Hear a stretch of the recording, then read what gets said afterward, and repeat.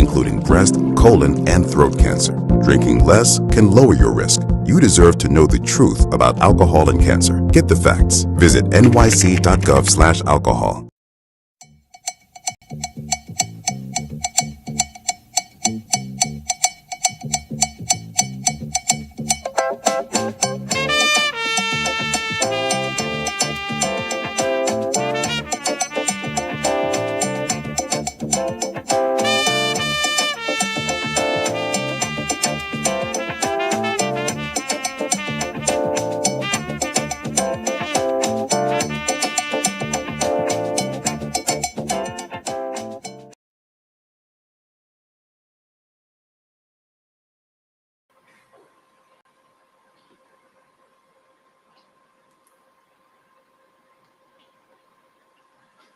Good morning, everyone. Happy to have you with us. It's Wednesday, July 22nd, 2026.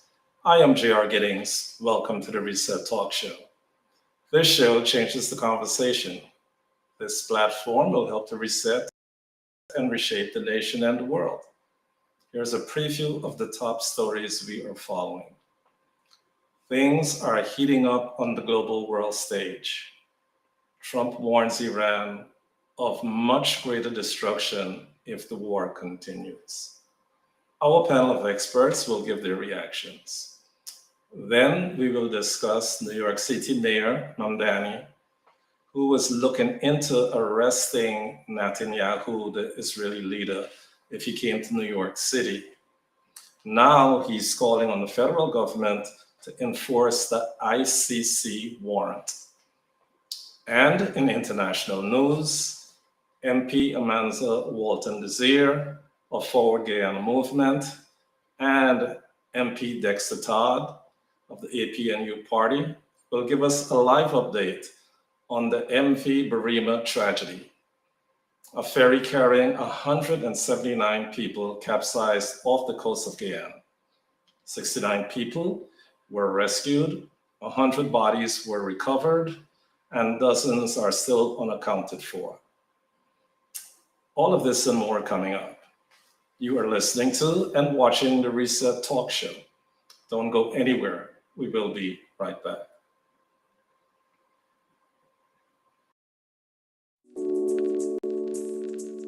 Whatever your audiology needs are, we are here to help. Our full-time staff includes doctors of audiology, graduate student clinicians. We screen for, diagnose, and treat hearing loss in a diverse population of all ages. We work closely with primary care physicians, otolaryngologists, and other healthcare providers to ensure that we are treating the whole person, not just their hearing. When it was time for my baby's vaccinations, I wasn't sure what to do. There was so much conflicting information, I didn't know what was real. But then I found out that since the 90s, childhood vaccines have saved over 1 million lives and prevented more than 500 million illnesses in children. And like me, many parents worry. We all want to do what's best for our babies. So I went to my baby's doctor and I asked a lot of questions. And got the answers I needed. I choose to vaccinate. Ask questions, get answers. Vaccinate. Drinking alcohol increases the risk of several types of cancer, including breast, colon, and throat cancer. Drinking less can lower your risk. You deserve to know the truth about alcohol and cancer. Get the facts. Visit nyc.gov/alcohol. Hi, I'm Rabbi Eli Cohen, and I'm excited to introduce you to the new location of the Crown Heights Jewish Community Council Social Service Center. This is where you can continue to get help for seniors with Medicare, Social Security, any problems with SCREE applications and renewals. We have our health navigator who can provide you with health insurance for your family. We have Medicaid and SNAP applications, of course, and our well-known free business counseling for small businesses. So we're looking forward to greeting you at our new location. We're at the corner of Kingston Avenue and Lefferts Avenue in Brooklyn. Call me, Rabbi Eli Cohen, 718-771-9000, and we're here to serve you.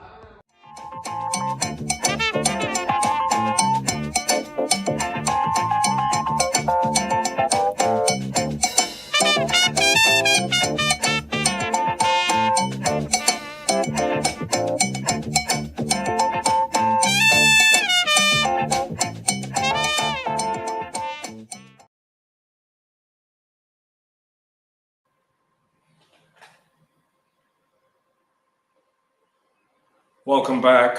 This is the Reset Talk Show. We have a great show for you this week. Let's begin with the escalating war between the US and Iran. Let's welcome in our panel of experts, Dr. Giddings, Pastor Straker, Rabbi Cohen, and Donatello.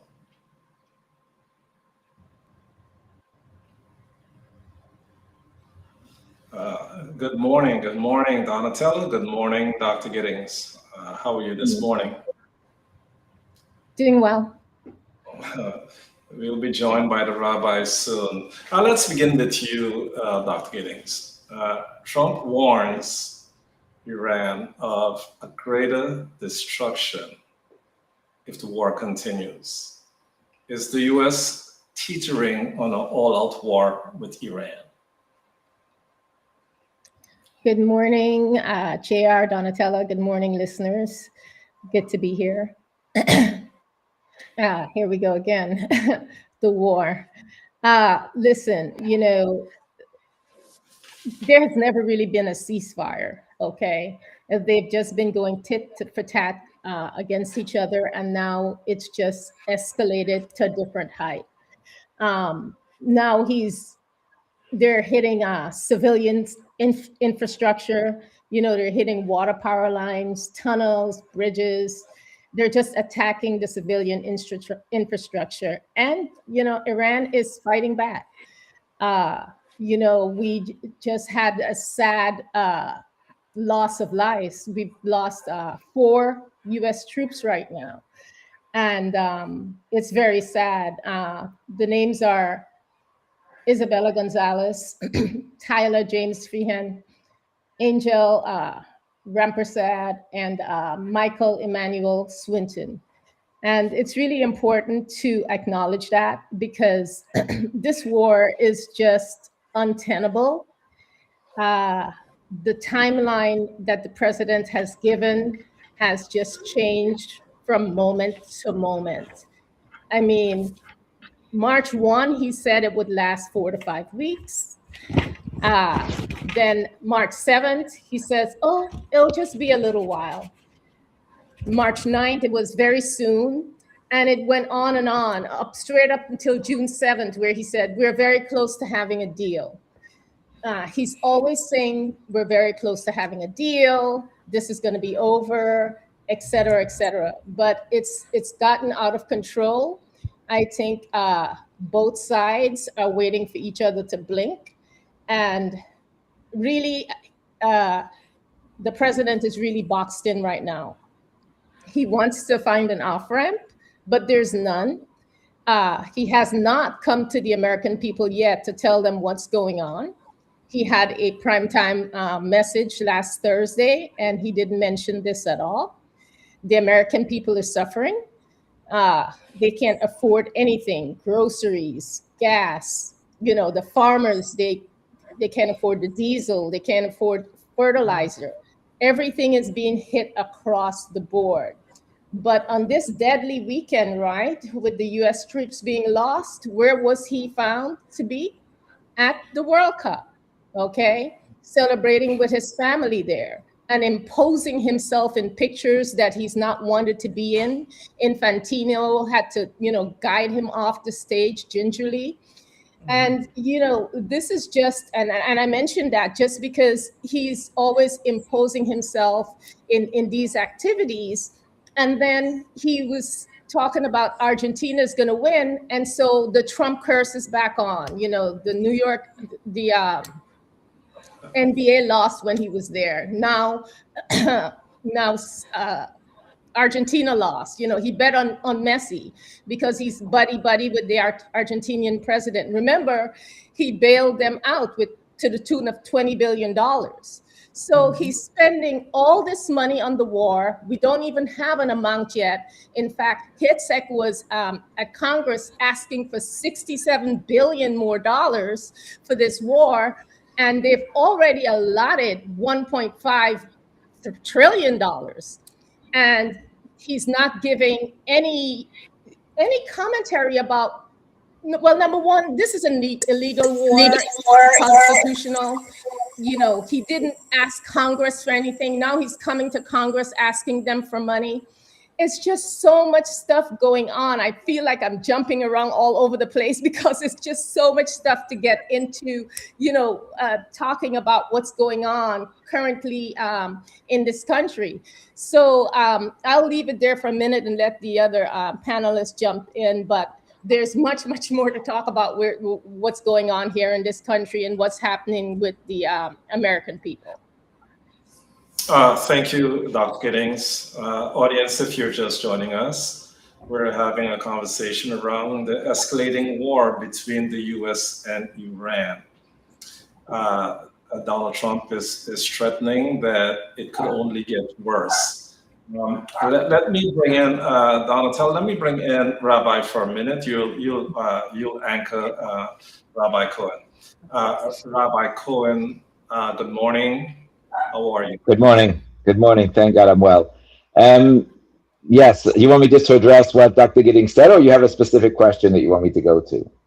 Well, when we look at this conflict, it's been 5 months in, over $37 billion spent. Do we see an end in sight? Through your lens, the American people are now up in arms because once the war is back on again, we have escalating gas and oil prices. What is your reaction to where we are with this war in Iran? Well, if we could, getting a call in on the phone, is an interview between Wolf Blitzer and the former Vice President Pence. Last time of these things, Sir was really pressing Pence very hard on the war and on everything that's going on. And remember that Pence is not a big fan of Trump because Pence, there were threats on Pence's life and the January 6th story, and Pence really thought that Trump carried it over the line when it came to, the election and the electors and everything. So we're not talking about a Trump, yes man. We're talking about somebody who's an independent thinker, but a straight shooter. And he was pressed very hard, and Blitzer tried to get him to, say something negative about the war. And he's made a few points. Ultimately, it comes down to this. The peace of the entire world is threatened by a nuclear Iran. Gas prices will go not $4 a gallon, but $10, $15, $20 a gallon. Oil prices will go to $200, $300 a barrel if Iran was to take control of the world. And bit by bit by bit, Iran has been trying to take control of the world as a nuclear power with the ability to wreak havoc in so many different countries with missiles. And even the non-nuclear, these ballistic missiles that they're able to fire day after day at Arab countries, at Bahrain, at Kuwait, at Jordan. These are friendly, good countries who are trying their best to be in the middle, and they have even been trying to appease Iran, and Iran does not take yes for an answer. So Trump made a decision, in spite of the fact that he's very focused on the economy and very focused on politics. He said, we cannot look at these issues. We have to stop Iran before they become a nuclear power. If they're a nuclear power, we're all in trouble. And he did it. And then after he did it for a while, he tried to hold back and say, okay, we showed you what we can do. Now it's time to make peace. And he offered them the MOU. It was a very generous offer. And even as it was going on, and conservative voices also were pushing this MOU very much, starting with Vice President Vance. And before the ink on the MOU was dry, they had already violated it. And shooting missiles at many, many different countries and trying to close down world traffic. And this is something they've been doing for almost 50 years. So Trump is doing what every president till him should have done. He's not looking at politics. He's not looking at short term. He's looking at the long term for the future safety and security of the world. And I think we have no choice. Rabbi Cohen, Donald Trump just approved the nuclear deal with the Saudis. Okay, so if we're talking about nuclear weapons, where are Yeah, we? but no, but that okay. But remember, this nuclear deal with the Saudis is for low quality enrichment that can only be used for civil, peaceful means. So we're talking about to be able to have nuclear reactors in order to generate electricity. We're not talking about nuclear weapons. He's not agreeing that any country. That's the whole thing that he's trying to prevent. If there's an escalation, and it's obvious that Iran has a nuclear weapon, then Saudi needs a nuclear weapon, then Turkey needs a nuclear weapon, then so many other countries want to get in on the act, and then we'll have chaos and real danger in the world. So no, getting rid of Iran's nuclear weapon and controlling the proliferation of nuclear around the world is a very positive thing and a necessary thing, an essential thing for world peace. And Trump is to be given a lot of credit for taking the bull by the horns and doing what had to be done and not letting the bully run amok.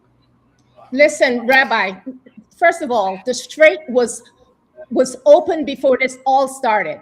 And why the previous administrations never did what he did was because this would occur. So now we're trying to make a deal to open the Strait all over again. So we're in a worse position than we were in before. We've had this conversation several times, and you keep saying that same thing.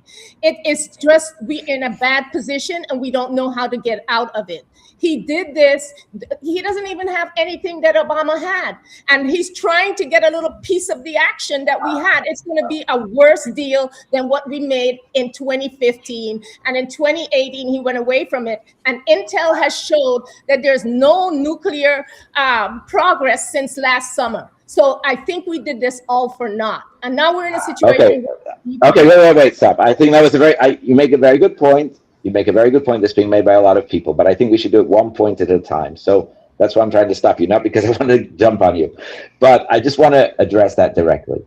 So I don't know if you heard about the nuclear material was buried in the mountain which they took out with the B-2s. I'm forgetting the name now for a second, but they now have discovered a lot of activity with new centrifuges going into a new location called Pickaxe Mountain, which is deep in a mountain that is not possible for America to reach directly even with these B-2s with the very heavy bombs. So yes, you are absolutely right. But where I want to correct you is what was going on before.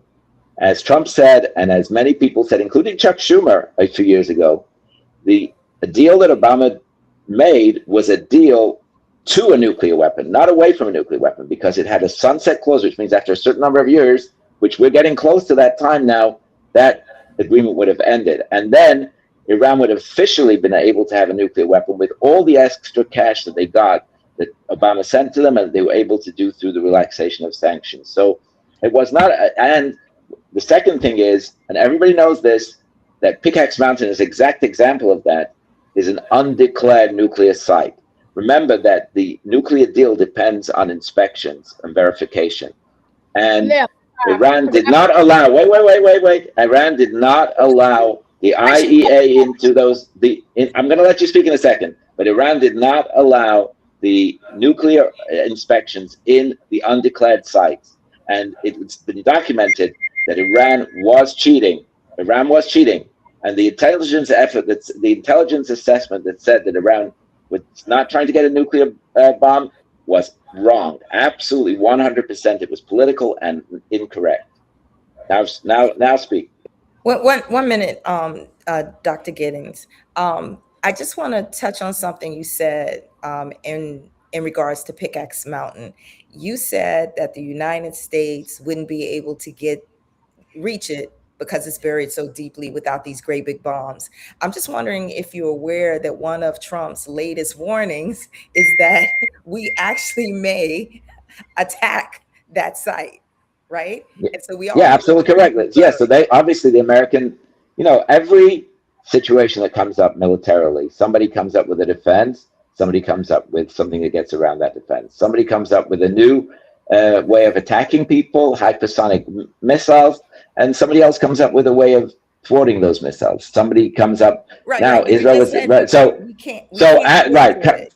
It is even beyond the reach of those B-2 bombers. It doesn't mean that we have no way to get to it. Somebody's going to figure out a way to get to it. But hold on. But your president is threatening to strike it. And he will find a way. And he will find a way. And I believe it's going to happen. Our president, by the way, Donatella, he's your president too. No, he definitely is. So to be clear, I love my country. I'm an American citizen. I respect the office of the president, even when he's risking millions and millions of lives for no reason, in my humble opinion, which I'm entitled to. Yeah, but I would say only that he's saving millions of lives, and unfortunately, there is always some cost to pay in war. But the comparative to other wars and other things that other military actions that have been done, it's he's been very careful and judicious about not allowing any kind of mass casualty or to put soldiers in harm's way this far. So. Yes, there was one attack in Jordan. Remember, this was but we just talked about people who passed recently. Yeah, I'm saying right, exactly. So the two soldiers that were killed were in Jordan. They went on. Right. The total dead right now is up to 18. Okay, and that is extremely. That's a lot. Right now, yes, it's a lot, and that's a big problem. And not only that, they're draining the U.S. supplies of the costly weapons. They don't have any more money because now they're going to Congress asking for money, and just and they're saying that Iran doesn't have any weapons, but yeah, we're still being hit with missiles and drones. So what we're doing is draining all of our supplies. I think right now we probably won't be able to replace all those like interceptors, etc., all the stuff that we're using right now for several years. That's what we're doing. And again, there's no intel that says that there's anything near to any kind of a nuclear, weapon. Nothing since last summer. So right now we're in a precarious situation. We've gotten to a quagmire right now, and we need to get out of it. And he'd be lucky if he gets any kind of an MOU like Obama had right now. Right now they're trying to have basically mediators from Iran to come up with a 10-day ceasefire. I mean, at first it was going to be 60 days and they couldn't even last that long. So now they're talking about a 10-day ceasefire, or maybe, hopefully not, they're talking about the option of going in with Israel. By the way, they're the ones that dragged us into this war in the first place. Okay? Even Marco Rubio said that. So now they're talking about a second option of going in with Israel to do some sort of an option 2 deal. All these things are very bad ideas. Really, bombing has helped nothing. Okay, it's helped nothing in the past. It will help nothing in the future, and we need diplomacy and negotiations to get out of this situation. And let's not forget the $37.5 million bill that this war has cost, and that came directly from Defense Secretary Pete Hegseth. Yeah, billion, not million. 37.5. No, he actually said, that's right, billion. It's 37 billion. On that note, we have to take a break. But when we come back, Donatella, we're going to discuss this conflict that's 5 months in, the 37 billion that was already spent, and Pete Hegseth asking now for another $1.7 trillion. The American citizens are up in arms about this. So we'll take a commercial break, and when we come back with Donatella, Rabbi Cohen, and Dr. Giddings. We'll take a commercial break.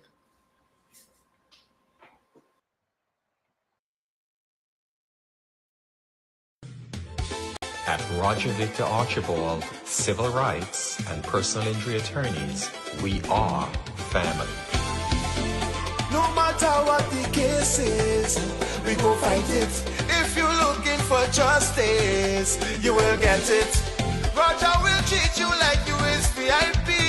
Come join me with the team, cause in this love for we treat you like family. We've been millions for clients since 1991. Family. Working together here as one, yeah. Family. So call us today. 718-237-1111 or visit our website at BrooklynATTY.com. From the shores of the Caribbean to the United States Courthouse, where clients are treated like people and not simply cases. Call us if you have a case involving police brutality, medical malpractice, construction accidents, automobile accidents, and all other personal injuries. This is attorney Roger Archibald. Call me today at 718-237-1111. We are family.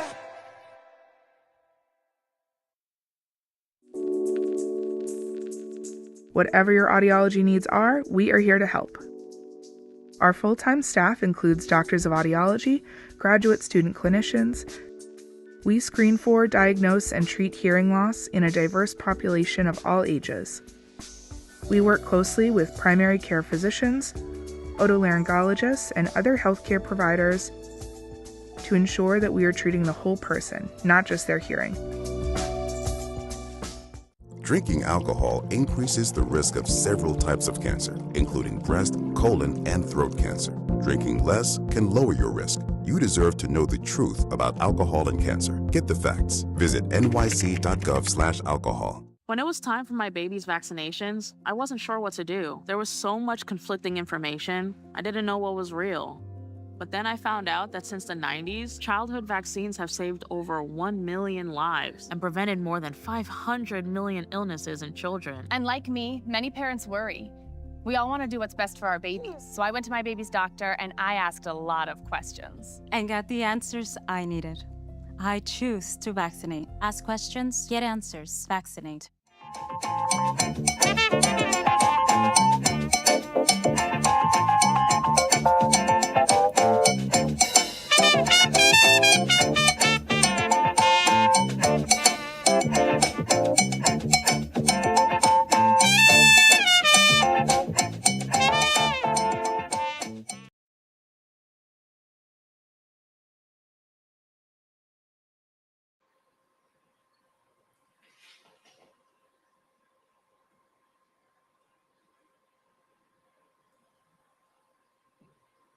Welcome back. Welcome back. This is the Reset Talk Show. Welcome in panel. Let's continue this discussion. I think I mentioned Pete Hexet was asking for 1.7 million. It's 1.5 billion. So Dr. Rabbi Cohen, Dr. Giddings. That's trillion. 1.5 trillion. Yes, correct. $1.5 trillion. Big dollars. Okay, so when we talk about the American citizens, with these escalating oil prices, gas prices, and with this new ask for $1.5 trillion, how do you think that really resonates with the American citizens, Donatella? Well, I think what's wonderful about our platform is the diversity that we have in terms of our ethnicities and also our locations. But as an African American small business owner residing in New York, I have to tell you that is extremely frightful. I mean, one of the issues, as we're showing, that deserves attention is the military strategy as well as the financial strategy, right? And so you have to ask yourself, is this price tag ultimately the bill that we need, especially because it's coming from the American taxpayer? And the amount of money that's being asked for now is more than twice what has already been spent. And so is that going to be a short-term Band-Aid 6 months from now, 4 or 6 months from now? Are they going to be asking for more money? And ultimately, what is the goal? Because I don't see the win here. Because if the idea is to prevent Iran from having nuclear devices or being able to protect themselves, that's going to be an ongoing thing. No matter what we come up with, they're always going to come up with something else. So I'm looking at this and saying, as a taxpayer, no, I don't want to pay more taxes when it's already difficult enough to walk into the local grocery store and source anything as a single person. When my neighbors who are on SNAP are being threatened with having that taken away from them, they can't feed people at home. The 4 individuals who lost their life recently, it may not be a mass casualty, but I do think that the parents and loved ones of those 4 individuals aren't feeling any less pain that there weren't more people. So I'll end my section with saying I think we should try to figure out what are the measurable objectives. What does success look like, and how much as taxpayers are we willing to spend? And I would imagine at some point even the MAGA supporters have to feel like they're going to run out of money. They don't want to pay taxes as it is. So why would they want to pay for a war? Thank you, Donatella. Rabbi, I think we lost Rabbi for a minute. Dr. Giddings, as we talk about the ask from the Secretary of War, Pete Hegseth, $1.5 trillion is his ask. How do you think it's resonating with the American citizens? I mean, everything is escalating. So your thoughts? Yes, it's not resonating with the American citizens at all. They're struggling. There's an affordability crisis. They don't have health care. They don't have SNAP. They don't have monies to pay their rent. They are, all this money that has spent. And as a matter of fact, the estimate has been like they've already spent about $100 billion on this war. He's coming now asking for monies to spend more. He's asking for 67 billion with a B. And he hasn't even, and I hear there's funds in the budget that has not even been accessed yet. So it is really ridiculous. I know the American people are looking at seeing all these vanity projects that he's doing, the ballroom, the arch, the reflecting pool, all the monies he's spending, taking Americans' taxpayers' money, doing that kind of stuff. And all the money that's already been spent on the war, medical care, that big ugly bill that took away Medicaid from people, most of them in the red states, hospitals, clinics, etc. There's all, daycare, childcare, all of this money. The American people are saying, they're filling up their cars this summer, going on summer trips and things like that, paying enormous money for gas. And then when you go to the supermarket, and not to mention the cyclosporiasis, right? Our famous JFK person, he's the one that decreased the monitoring of these pathogens. And cyclospora was one of them. There were 8 pathogens in the CDC that was being monitored. Now there's 2, Salmonella and E. coli.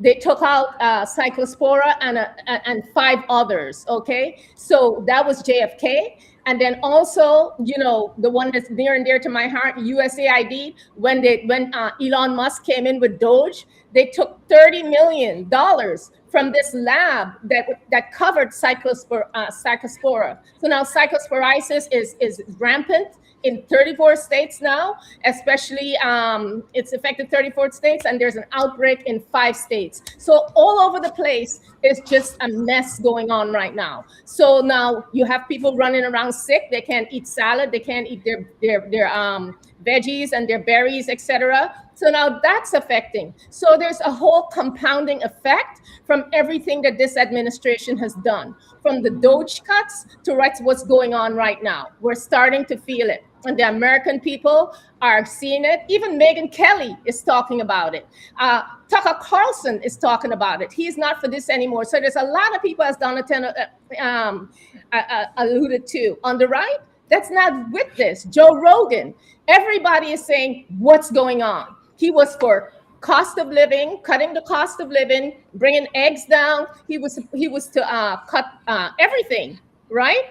No foreign wars. Here we are. We're going to be in a lifetime foreign war. And again, okay, that's why the other leaders did not do this. And General Kane, the chairman of Chief Joints of Staff, told him, if you do this, they're going to deploy mines and drones and missiles and close the strait. And he still went ahead and did it because he thought this was a Venezuela, but it's not. So yes, the American people are going through dire straits right now, and it's all because of him not listening. And I'm sure when he was in that meeting, he was probably asleep. And now he's saying to General Kane, what's going on? Why did this happen? So General Kane is going, I told you this would happen. And that's his general. So there you have it right now. Great. Rabbi, your perspective. The war has cost billions so far, upwards of 90 billion.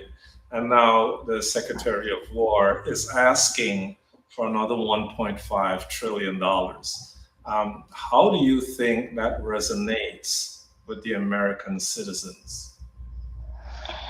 Well, I think that people understand that this war exposed a great weakness of the American military, which is that if you have a country that has drones or ballistic missiles, which are relatively cheap, in order to defend against that, you need to spend hundreds of thousands of dollars per missile and defensive action. So a missile that costs them $5,000 or $10,000 costs you $500,000 or $250,000 to prevent it from doing damage.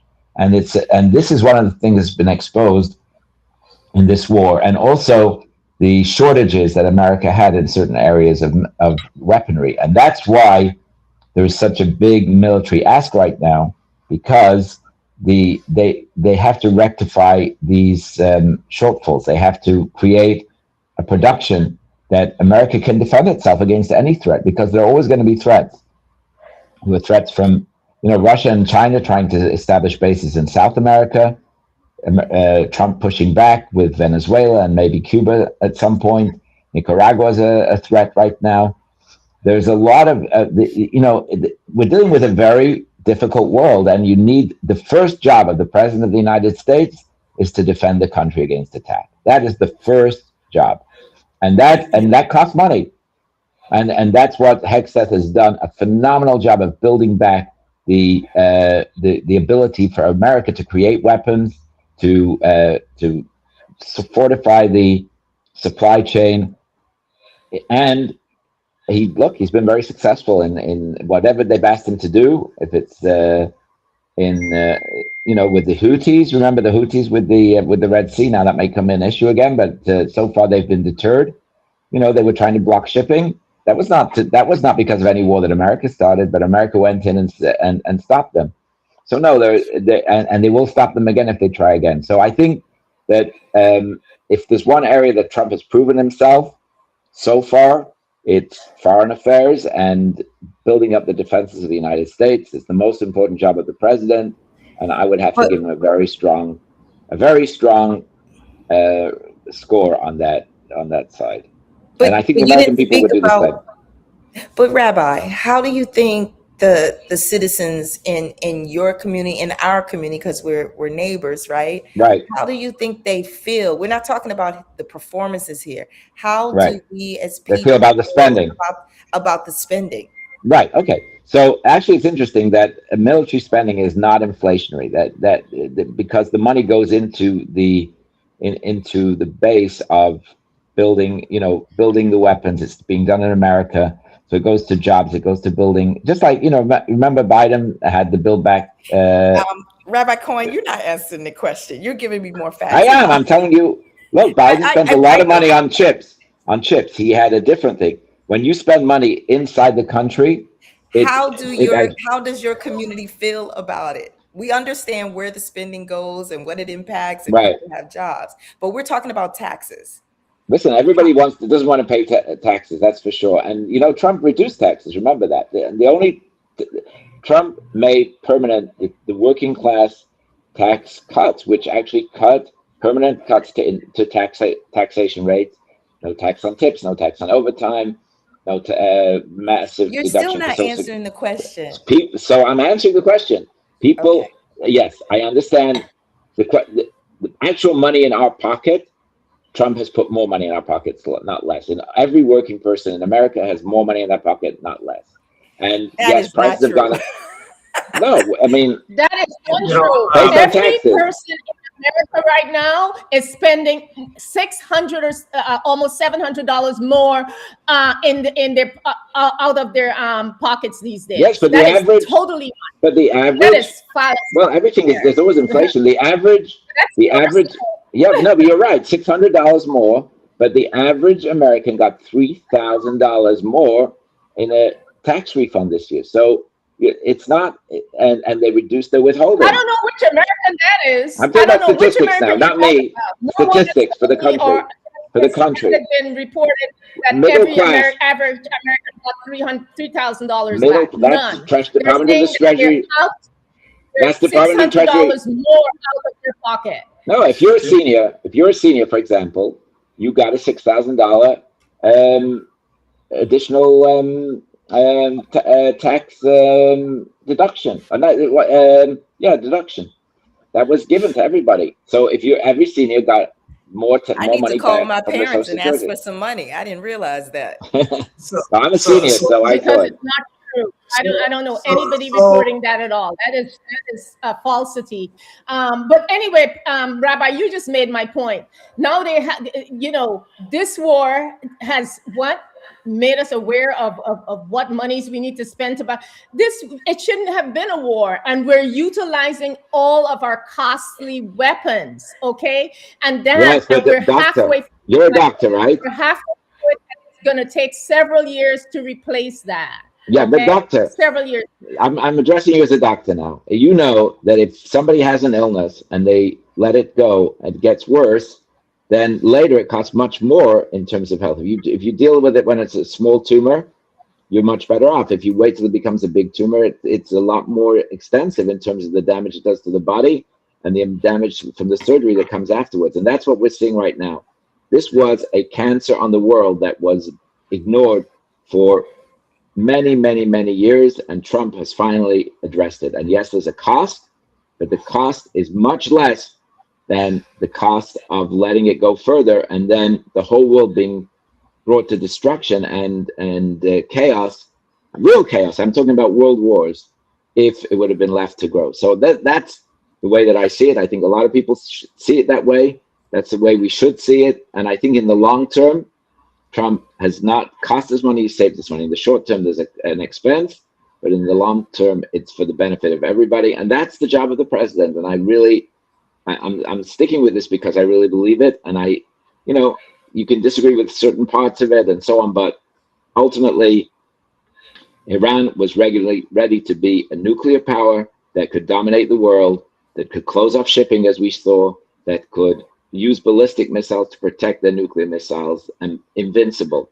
And Iran stated aim, this is what they say: death to America. Death to America. That's what they chant in the street. So before the war, they chanted death to America. So when they tell you they want to do it, believe them that they're going to do it. Rabbi. Well, listen, some cancers are indolent and you do nothing to it and they stay there and you don't even know you have it. And that's what should have been happening here. This was a situation that you should have left alone, okay? Because when you stirred it up and you flared the entire thing up, it made it worse. And now you don't know, now you have no handle. It just spread everywhere, dissipated everywhere. You have no handle on it and you can't contain it. And right now, this is uncontainable, and everybody is waiting to see who is going to blink.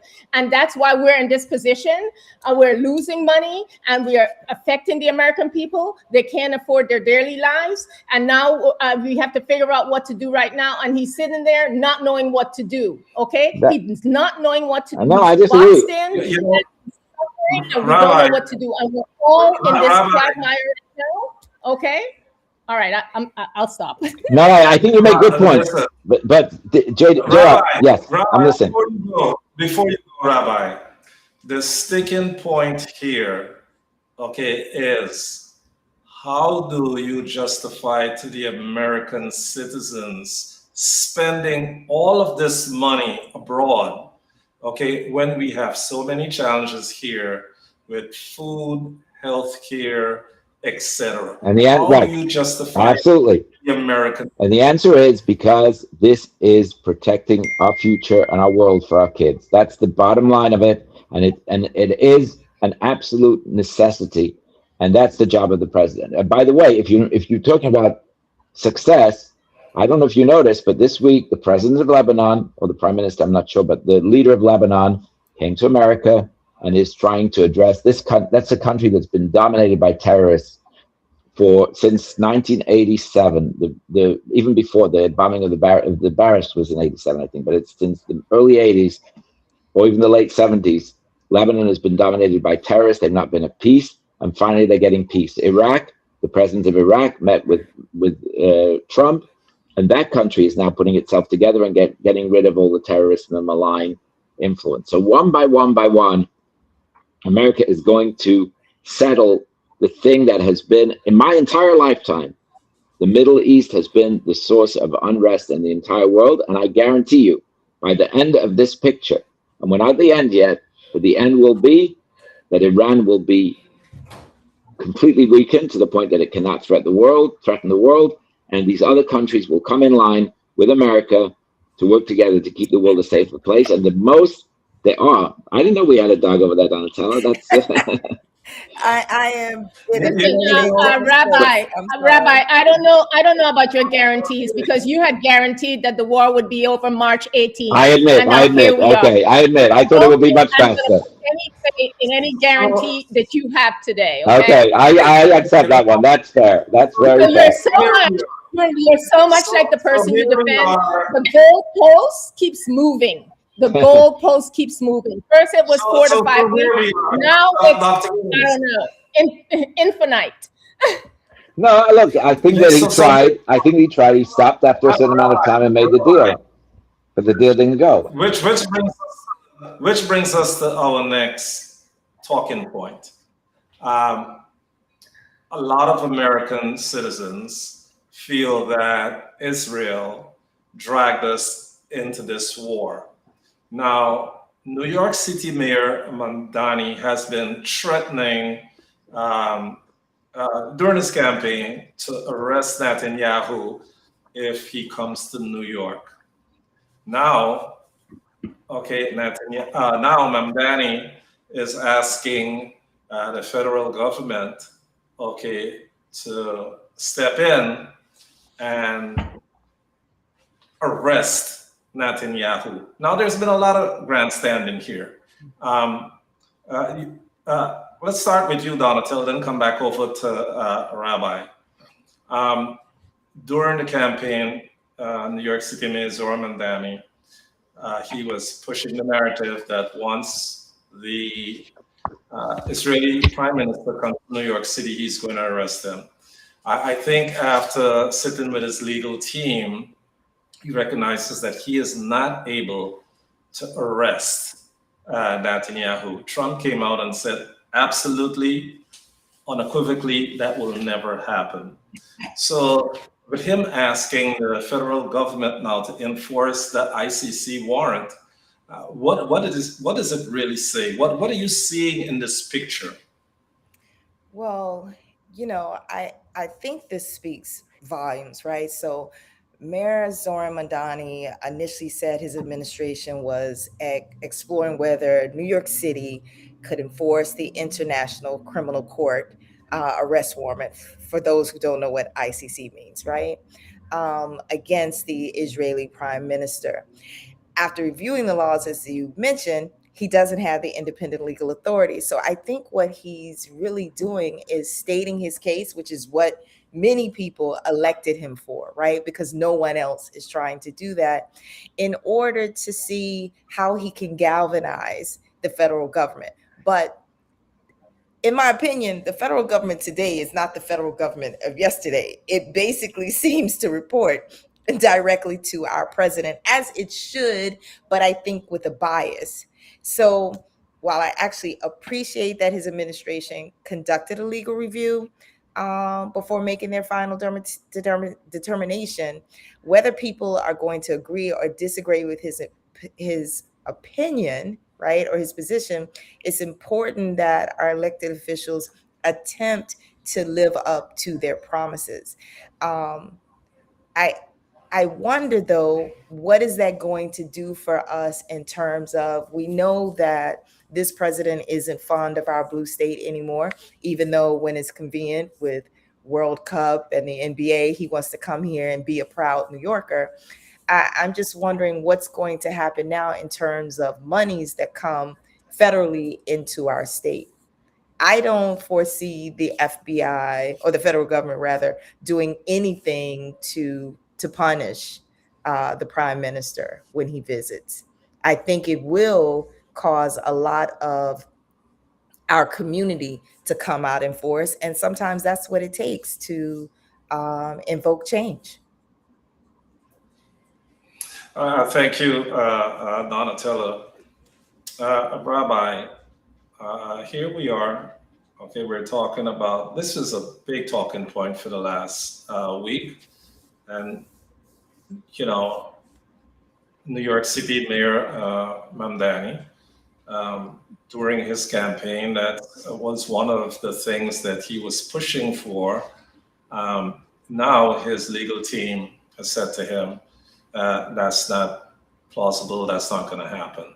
Do you think this was grandstanding? What are your thoughts on Mayor Mamdani pushing that narrative?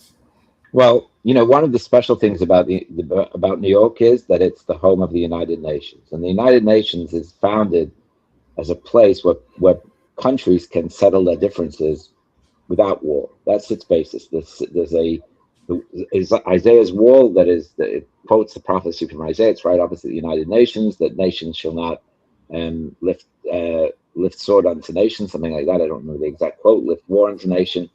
So this is the basis of New York being the world capital and hosting the United Nations. And I think that one of the bases of that is that we've had many real war criminals who really butchered and killed hundreds of thousands of people, and they've been given immunity to come to the United Nations and to be able to state their case on the behalf of the country. Because again, ultimately, we want countries to settle their differences peacefully. So I think, given that, I think Mayor Mamdani should have recognized that at the beginning, that that's his role as the mayor of New York, is to host the world capital. And by the way, you mentioned the World Cup. I think it was a massive success. This was something that Trump pushed for. He was the one who, I think, in his first administration, he was the one who pushed to have FIFA bring the World Cup to North America, and really it was a massive success, I believe, with being in Not 3 to the countries. small business owners. It was overestimated. Well, okay, but it was still it was a big economic success, and the tickets were extremely way too expensive. Yes, for agreed. the regular working class person. All right, but he doesn't control FIFA, but he did bring the World Cup to the United States and put United States on the map as for the whole world, and there was a lot of positive press that New York got from this, and the world got from the United States got around the world. People saw what a beautiful country America is. And it's been lighting up on TikTok and all over. So, Rabbi Colin, I'm gonna let you finish, but just to be clear, you admitted on one of the shows that you don't follow soccer, and so the overall no, soccer is my sport. Oh, it is your sport. Well, then let me stand corrected, but let me share with you. I don't know which part of the fans of FIFA you watch, but many of the fans are upset about FIFA, the World Cup being here in the United States, going back from people who weren't allowed to come in with their team, from people who had to travel same days, which greatly impacted the way that teams were able to play, right? And so those people, Iran was not allowed to. It wasn't just Iran. It was multiple people who were parts of different teams that weren't allowed security threats. To come in. They were deemed to be security threats. Yeah, okay, look. We're getting into detail. Do we agree that the idea of bringing FIFA to the United States as a basic idea? Now, I'm not talking about execution right now, but I think execution was pretty good. It went through pretty peacefully, and it definitely generated a lot of attention and television, and it generated a lot of positive publicity about the United States that will translate back into tourism and Rabbi, benefits for the business. So, Rabbi, no, I know I'm going off topic, but the And point the is, IRS got part of the prize money. Let's see what they well, they're do. still fighting over that one. But the bottom line is, we're going off. what We're I'm going off topic. I know, but my point is, so I'm going back to topic, JR. So the point is, the United States, and particularly New York, is the capital of the world.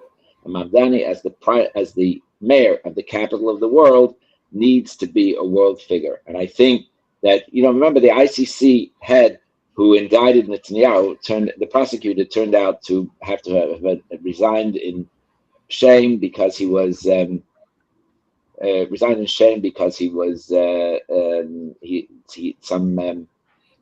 morality issues that he had that came to play. So this was the United States does not recognize the International Court as having any authority, and therefore Mamdani, he sides with the Palestinians over the Israelis. I understand that. I don't blame him for that, but I do think that he is stepped out of his lane to talk about arresting a prime minister. This is the country where every sovereign leader can come and address the world and try to solve issues peacefully at the United Nations. Well, Rabbi Cohen, when you really stop and look at it, and we talk about New York City Mayor Mamdani, he has a machine going there that also has a big Jewish following. So a lot of people are complicit with his messaging. So when he says that, Prime Minister Netanyahu represents all of these things, how does that sit with you? Well, I think personally, knowing a lot about what's going on over there, I think Netanyahu has done a good job of defending his people in a very difficult time, and I think he's to be commended for that. And when you defend your nation, sometimes there's an unfortunate price that the people who want to attack the nation have to deal with, and that's just the way it is. Yesterday there was a home invasion in East Flatbush. A man broke into a home of a Jewish woman, tried to assault her. The husband was close enough by that he was able to come. He grabbed the gun and he smashed the guy over the head, and he hurt, and blood came out all over the place. So, sometimes when you defend what's important, other people get hurt. It's unfortunate, but unfortunately, we live in a violent world. But as far as Mamdani, I think Mamdani would do better to focus on Legionnaire's disease. You noticed that headline yesterday, right? That this latest outbreak of Legionnaire's disease, Julie Menon, the city council chair, has been very critical that he has cut back the department that's supposed to be monitoring that, and that the outbreak could have been prevented and could have been better handled. So that's a black mark against him. So let him focus on local and let him stay out of international. Before we bring in Dr. Giddings with her comment, yes, we have 5 people now dead from Legionnaire's disease, and I guess the mayor and the health commissioner and the administration will focus their energy and their time on that right now, because we're talking about New York City. Dr. Giddings, you wanted to add something to this talking point? Sure. 2 things can be true at the same time. As the mayor, he has lots of different things to take control of. So he has to have his hand in many different things. So I'm sure he is taking care of the Legionnaire's deal, etc. His thoughts about what occurred at the hands of Netanyahu also is really important. I mean, I'm sure that's still, in everyone's forebrain, what occurred after October 7th. I mean, all the basic human rights that were denied, food, healthcare, etc., attacking hospitals and women and people dying and stuff like that. That's important, and that's war crimes, and they shouldn't pay for it. And I think he knew that he couldn't do anything according to the rule of law. But I think he was just commenting on that, and we can all comment on various aspects of what's going on. But he's doing a great job as mayor of New York City. Yeah, and he's handling all the outbreaks, et cetera, that's going on, by the way, at the hands of this administration, like I mentioned before about the cyclosporiasis, right? If they hadn't cut back the money from the CDC, $30 million, they cut back the amount of people working in this specific area of pathogens. It was 11, now it's 3. So they created a lot of these issues. So let's just make sure we know how it occurred from the top down, because if we had these people in place, some of these things would not be occurring right now. Dr. Giddings, respectfully, and very respectfully, but you can't have it both ways. If Trump is responsible for the outbreak of cyclosporus, or how you say it in the United States, remember, Mamdani is missing 1/3 of the inspectors that are supposed to be checking the cooling towers in Manhattan. And there was an outbreak a couple of years ago in Harlem. The city council passed laws that the mayor has to monitor the situation carefully. It was not kept up. The department was missing people. If Trump is responsible for what happened in the food-based outbreak, then Mamdani has to be held responsible for the handling of the Legionnaire's disease, which is based, you can probably explain better than me, but it comes from bacteria in the cooling systems in these big buildings. So we can't have it both ways. You can't same breath. That's not fair. So what we have to do, we have to get New York City Mayor Mamdani to this platform. We have to have the discourse. I think the one thing that we are bipartisan. We address both sides. So Dr. Giddings, point well taken.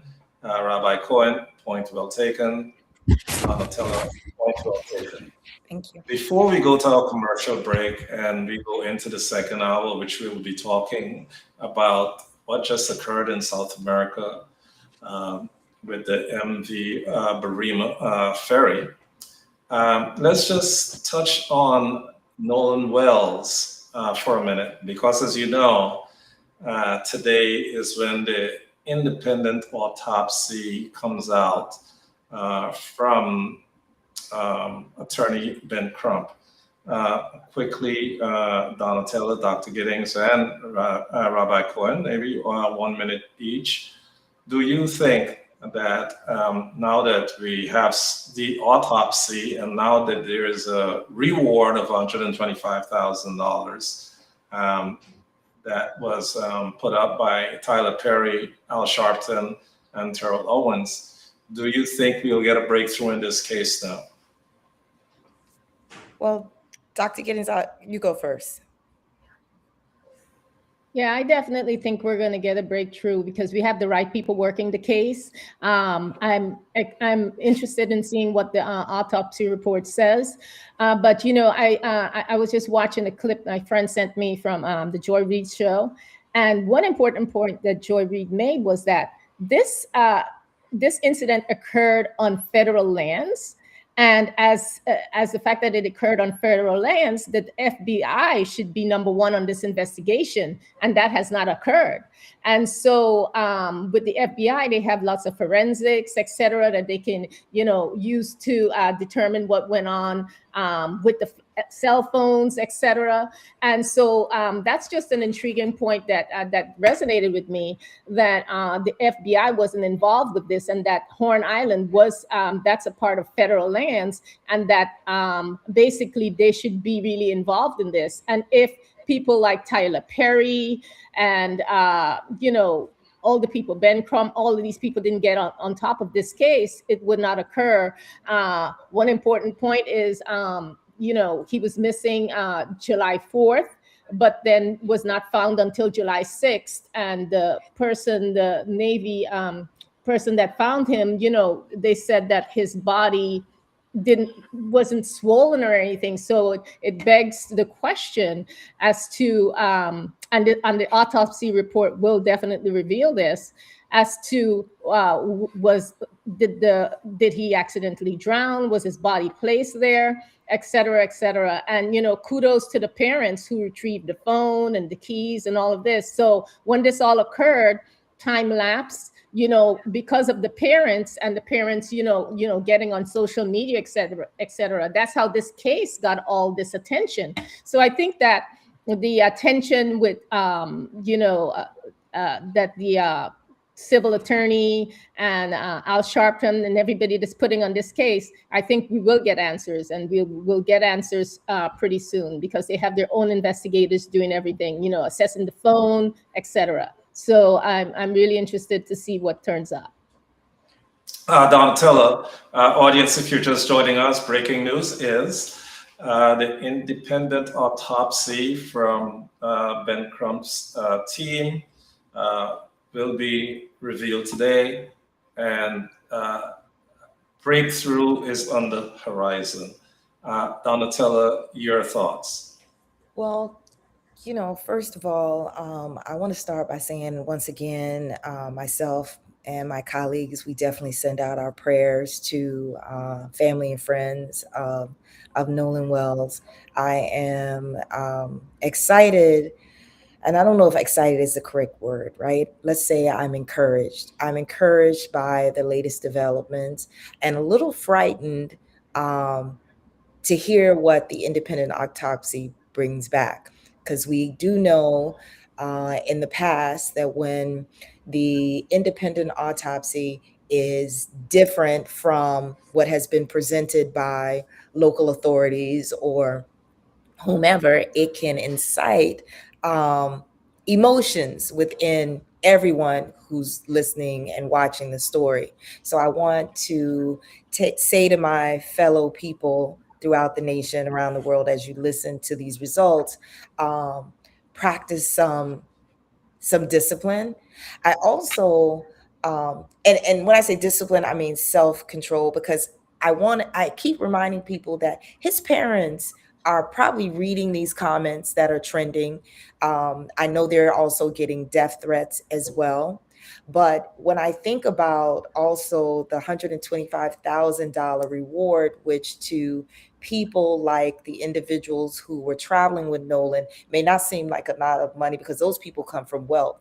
But for people who were there, who may not be on that same level of wealth, and who are now reassessing what they saw or think they saw, I think a reward often can change people's calculus, right? So someone may have saw something and didn't think it was important, or maybe they were afraid to get involved. That monetary amount is sort of like encouragement. I've seen trending online, people say, oh, now they're trying to buy information. They're trying to encourage someone to lie. And I don't think that's the case.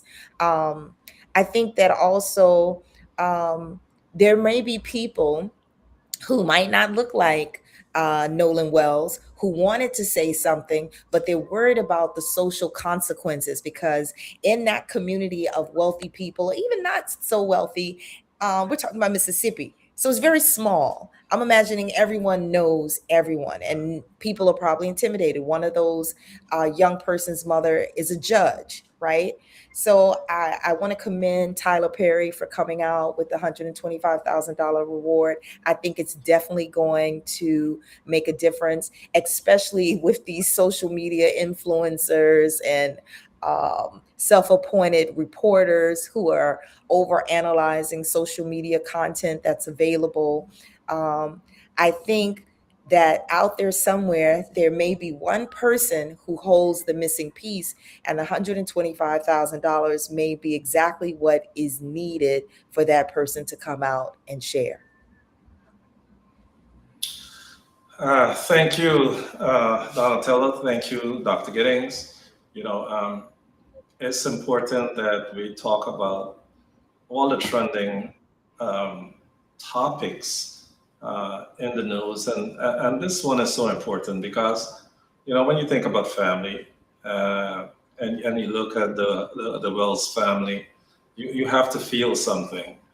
And the only way that we could show support is by keeping the story alive. So I think it's important that we touch on it. I think there's definitely a breakthrough coming, and we continue to lift them up in prayer. So we'll take a commercial break. When we come back, we'll go across the world to Guyana, South America, where we will be talking about the MV Burima tragedy. We'll take a commercial break, and we will be right back.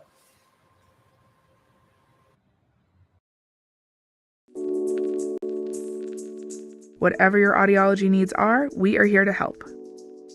Our full-time staff includes doctors of audiology, graduate student clinicians. We screen for, diagnose, and treat hearing loss in a diverse population of all ages. We work closely with primary care physicians, otolaryngologists, and other healthcare providers to ensure that we are treating the whole person, not just their hearing. When it was time for my baby's vaccinations, I wasn't sure what to do. There was so much conflicting information, I didn't know what was real. But then I found out that since the 90s, childhood vaccines have saved over 1 million lives and prevented more than 500 million illnesses in children. And like me, many parents worry. We all want to do what's best for our babies. So I went to my baby's doctor and I asked a lot of questions. And got the answers I needed. I choose to vaccinate. Ask questions, get answers, vaccinate. Drinking alcohol increases the risk of several types of cancer, including breast, colon, and throat cancer. Drinking less can lower your risk. You deserve to know the truth about alcohol and cancer. Get the facts. Visit nyc.gov/alcohol. Hi, I'm Rabbi Eli Cohen, and I'm excited to introduce you to the new location of the Crown Heights Jewish Community Council Social Service Center. This is where you can continue to get help for seniors with Medicare, Social Security, any problems with SCREE applications and renewals. We have our health navigator who can provide you with health insurance for your family. We have Medicaid and SNAP applications, of course, and our well-known free business counseling for small businesses. So we're looking forward to greeting you at our new location. We're at the corner of Kingston Avenue and Lefferts Avenue in Brooklyn. Call me, Rabbi Eli Cohen, 718-771-9000, and we're here to serve you.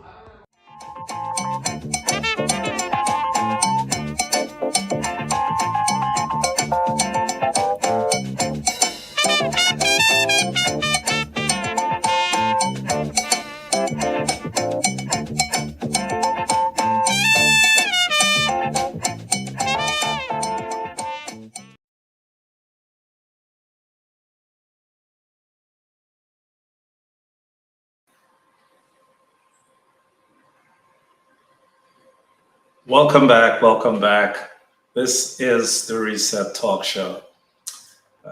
In the second hour of this show, we're going across the world to Guyana, South America, where tragedy struck on Saturday night. A vessel, the MV Burima, capsized with 179 people off the coast of Guyana. Now, 69 people were recovered, 100 bodies were recovered, and dozens are still missing.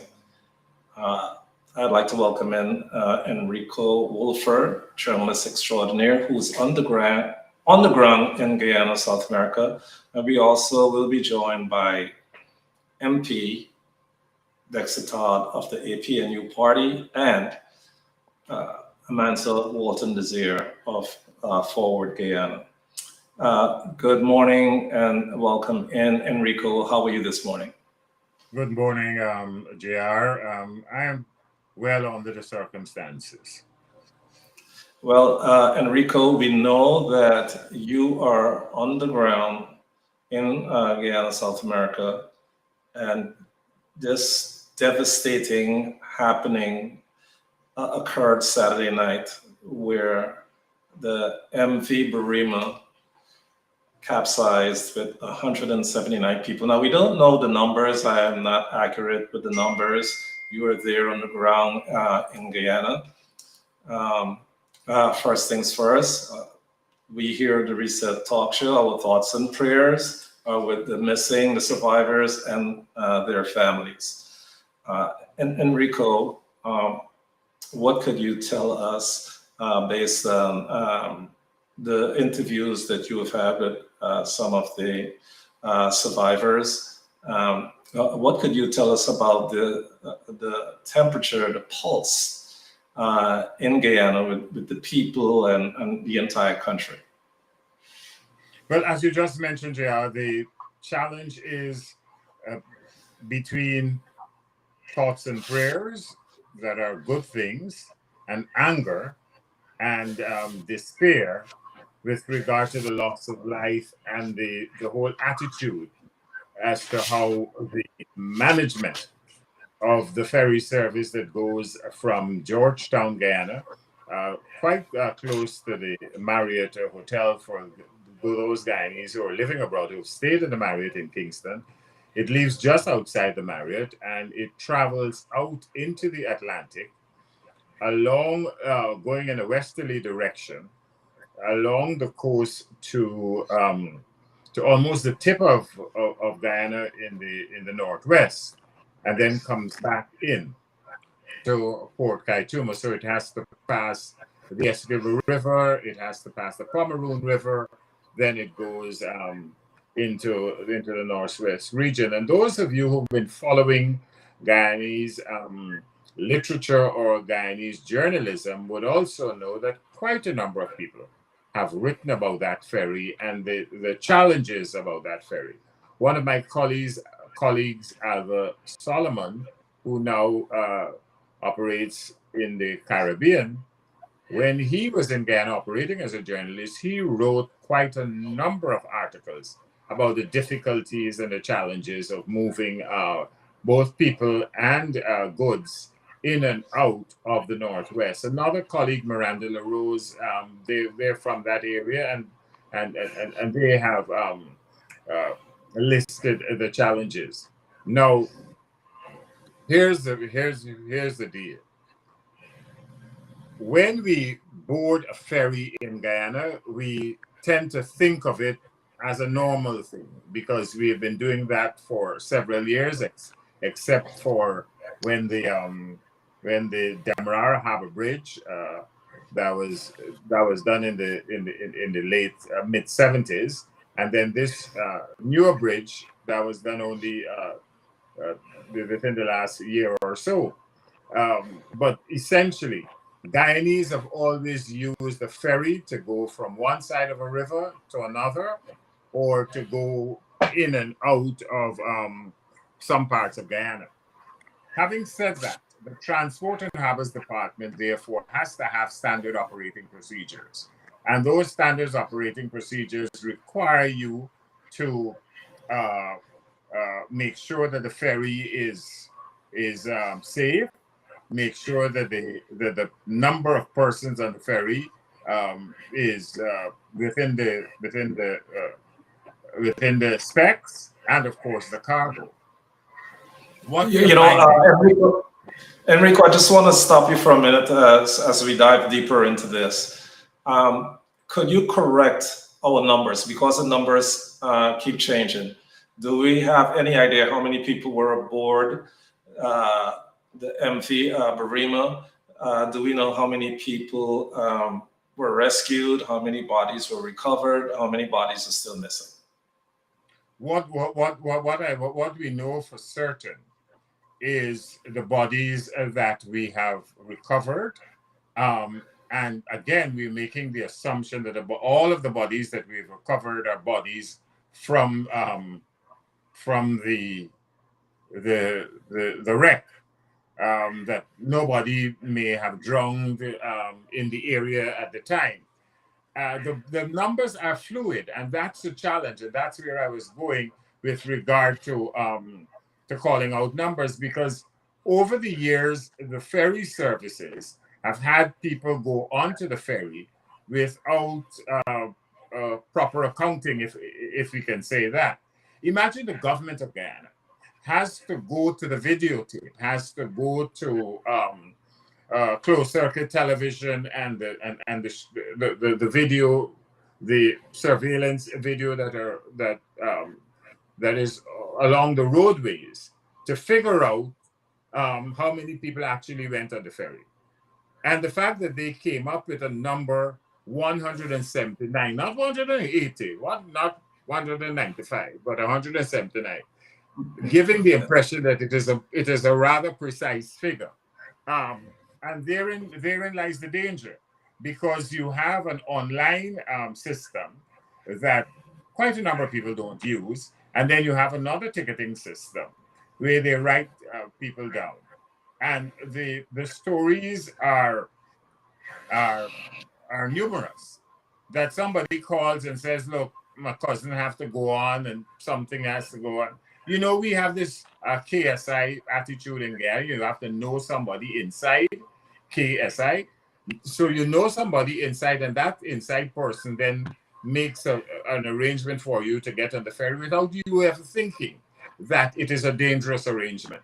So when people mention that and mention that the numbers are fluid and the system seems to be a problem, from what I'm hearing from the organizers, oh, don't talk about that. Let us focus on thoughts and prayers. Let us focus on making sure that the families understand and we comfort the families and so on. But any family that has had an unusual and unnatural death, there is that initial anger. There is that initial despair that this life could have been saved. And that is one of the challenges. All of that has to be solved with counseling and so on. But to answer your question, the numbers are fluid, but the numbers that we have recovered are numbers that we can take. Yes, these are people who have actually been on the ferry, making the assumption, as I said, that no other person may have drowned in the area around the same time. You know, Enrico, point well taken, point well taken. Based on some of the interviews that I saw online, some of the survivors were saying they had over 200 people on that ferry. So yes, I guess you're correct. You know, the numbers are very fluid. But Enrico, what is your level of concern about the MV Barima and the age of the vessel? You know, I've heard people talk about the age of vessels. A lot of old vessels are used around the world, and let's put that as Guyanese would say, put that one side for a second. Even if you're using an aged vessel, an aged aircraft, an aged ship, or an aged car, you know that you're using that. And you know, because of that, you have to have particular precautions. Several vintage cars are used around the world. Several vintage vehicles are used. Every now and then, there's an air show where you use an old aircraft. But you know that because it is that stage of its life, it has to be handled with a lot more care. And therefore, this particular ferry, if it were to be used for something like this, it had to be handled with a lot more care. And here's the deal.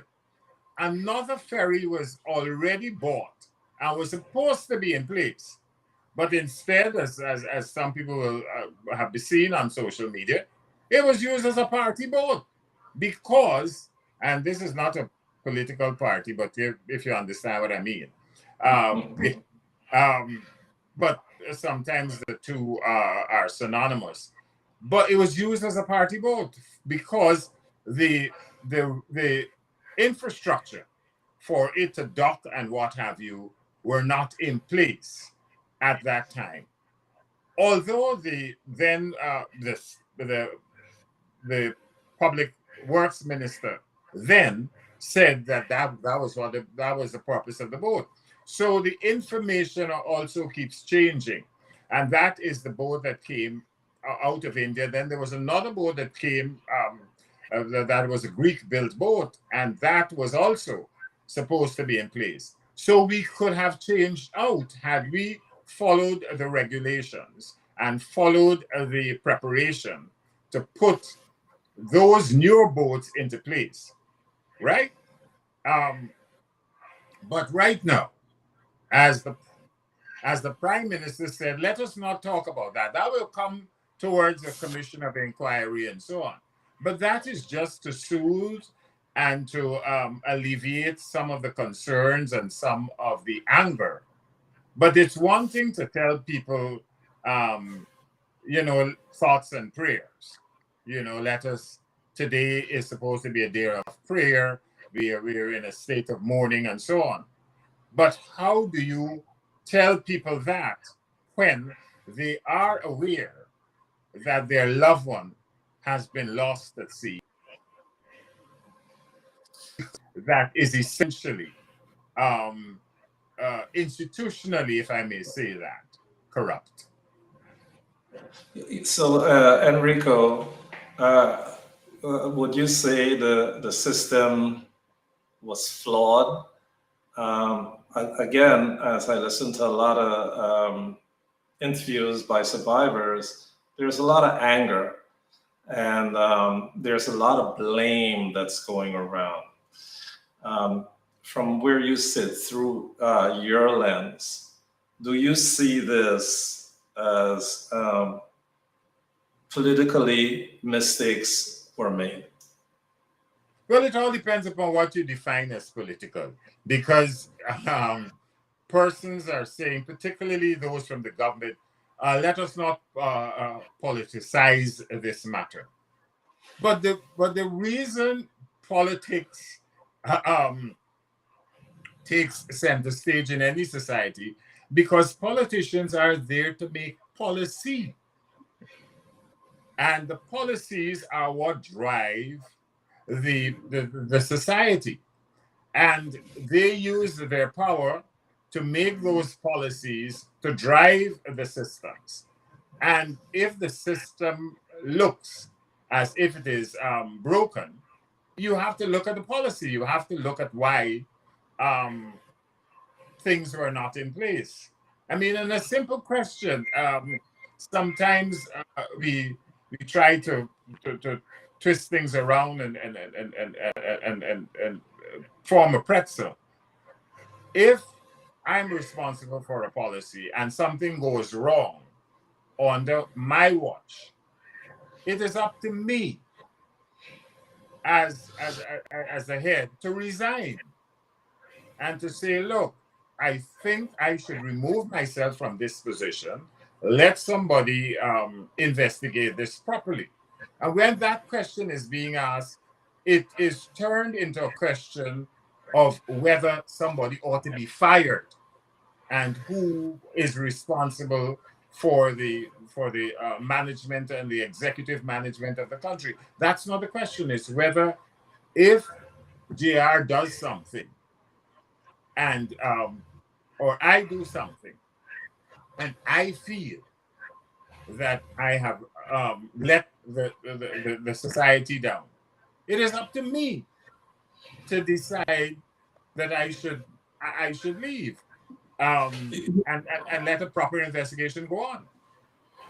So here are some claims. This is really all over the internet. Minister of Public Works, Juan Edgehill, he claimed the boat was not overloaded, no mechanical issues, and the boat was just hit by a big wave. Later, that was proven incorrect. Now, with that said, you could understand how some of the survivors are so angry about this. he has been asked to resign by, of course, the opposition parties and a lot of the Guyanese citizens. How would you speak to that? He's not only been asked by the opposition parties, there's a public swell that says, look, if you are responsible for this, the goodly gentleman is a bishop. At least I refer to him as a soi-disant bishop. Right. And having regard to being a bishop, he's about to baptize somebody, knowing that person has high blood pressure, knowing that person has medical challenges. He pushes the person under the water.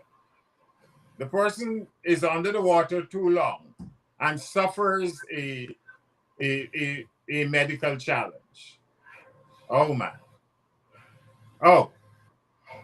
You won't step down as the bishop and say, well, look, I may have done something wrong here. This apotheosis of arrogance that we find in this country is amazing. Where when something happens, we dig in rather than be a conciliatory and what have you. So the challenge here is it's not about the opposition. And even if it were about the opposition, we tend to forget that the opposition also faced an election, right? So people went out there and voted for people. They voted for them, hoping that they could run the country. But in any democratic society, the persons who bring second, third, and fourth, and last, and so on, they then have to form an alternative government. They have to show people why they should have been in place rather than the other persons. What is that?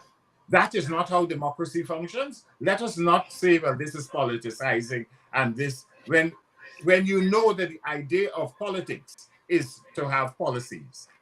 But Enrico, not only the opposition, I said a lot of survivors were also up in a lot of people. Ivor Wharton, my news anchor from Capital News. Ivor Wharton, Royston Drakes, Gordon Mosley from News Source. Royston Drakes has his own in-depth program. And you go on all the other people, even Newsroom with Neil Marks, who also worked with me years ago. When they went there and they spoke to people, you can hear that anger. You can hear that loss. You can empathize with them. And so to try to say that we should talk one thing and not talk another thing, there's time and place and so on. We have to understand people's emotions at this time and not try to control the narrative. You were pointing out, JR, that they were saying the thing is not overloaded, the thing is not didn't have enough the passengers, it was not overloaded in terms of passengers. What are you trying to do? Not prejudice the outcome of any investigation. What you're doing is putting it in your head, putting it in people's head that, look, as far as we are concerned, we were in the right. This country believes that they have a legitimate right to do wrong. So, Enrico, is there negligence here? Because now we know that the entire MV Barima management have been placed on administrative leave. Wait, hold on. The bishop, the political head of the thing is not part of the management. Where does the buck stop? The executive is not part of the management. That's why the president is an executive president. He has administrative power. He's not a titular president. He's executive. Therefore, he's supposed to assist in the administration of the place. That's why you say the Ali administration. the Trump administration, you know, the Ramatar administration, the Jagdew administration, they're supposed to administer. And therefore, you can't just knock off 5 people from the bottom, the people at the so-called bottom of the ladder, and say, oh, they smoking weed, they had too much to drink, and therefore they did this. And you haven't even done the commission of inquiry yet.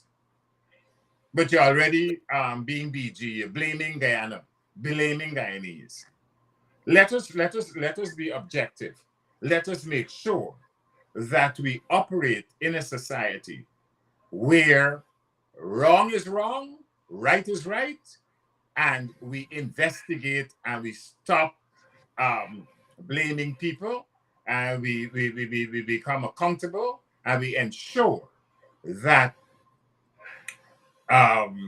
we put systems that will not allow for corrupt transactions and corrupt business to be done. You know, I think that MP Dixitad is joining us right now. Audience, if you're just joining us, we are having the conversation about MV Barima, the tragedy that occurred in Guyana, South America.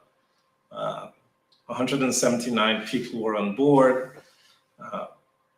69 people were rescued. They're saying over 100 dead bodies were recovered, and still dozens are missing.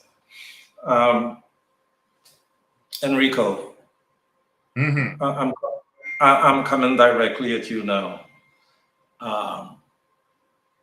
When you speak with survivors and you listen to the stories, how does that affect you when you think about what happened? When you listen to the stories, you know, there are stories of women losing their children and fathers losing their sons, and just horrific, just horrific.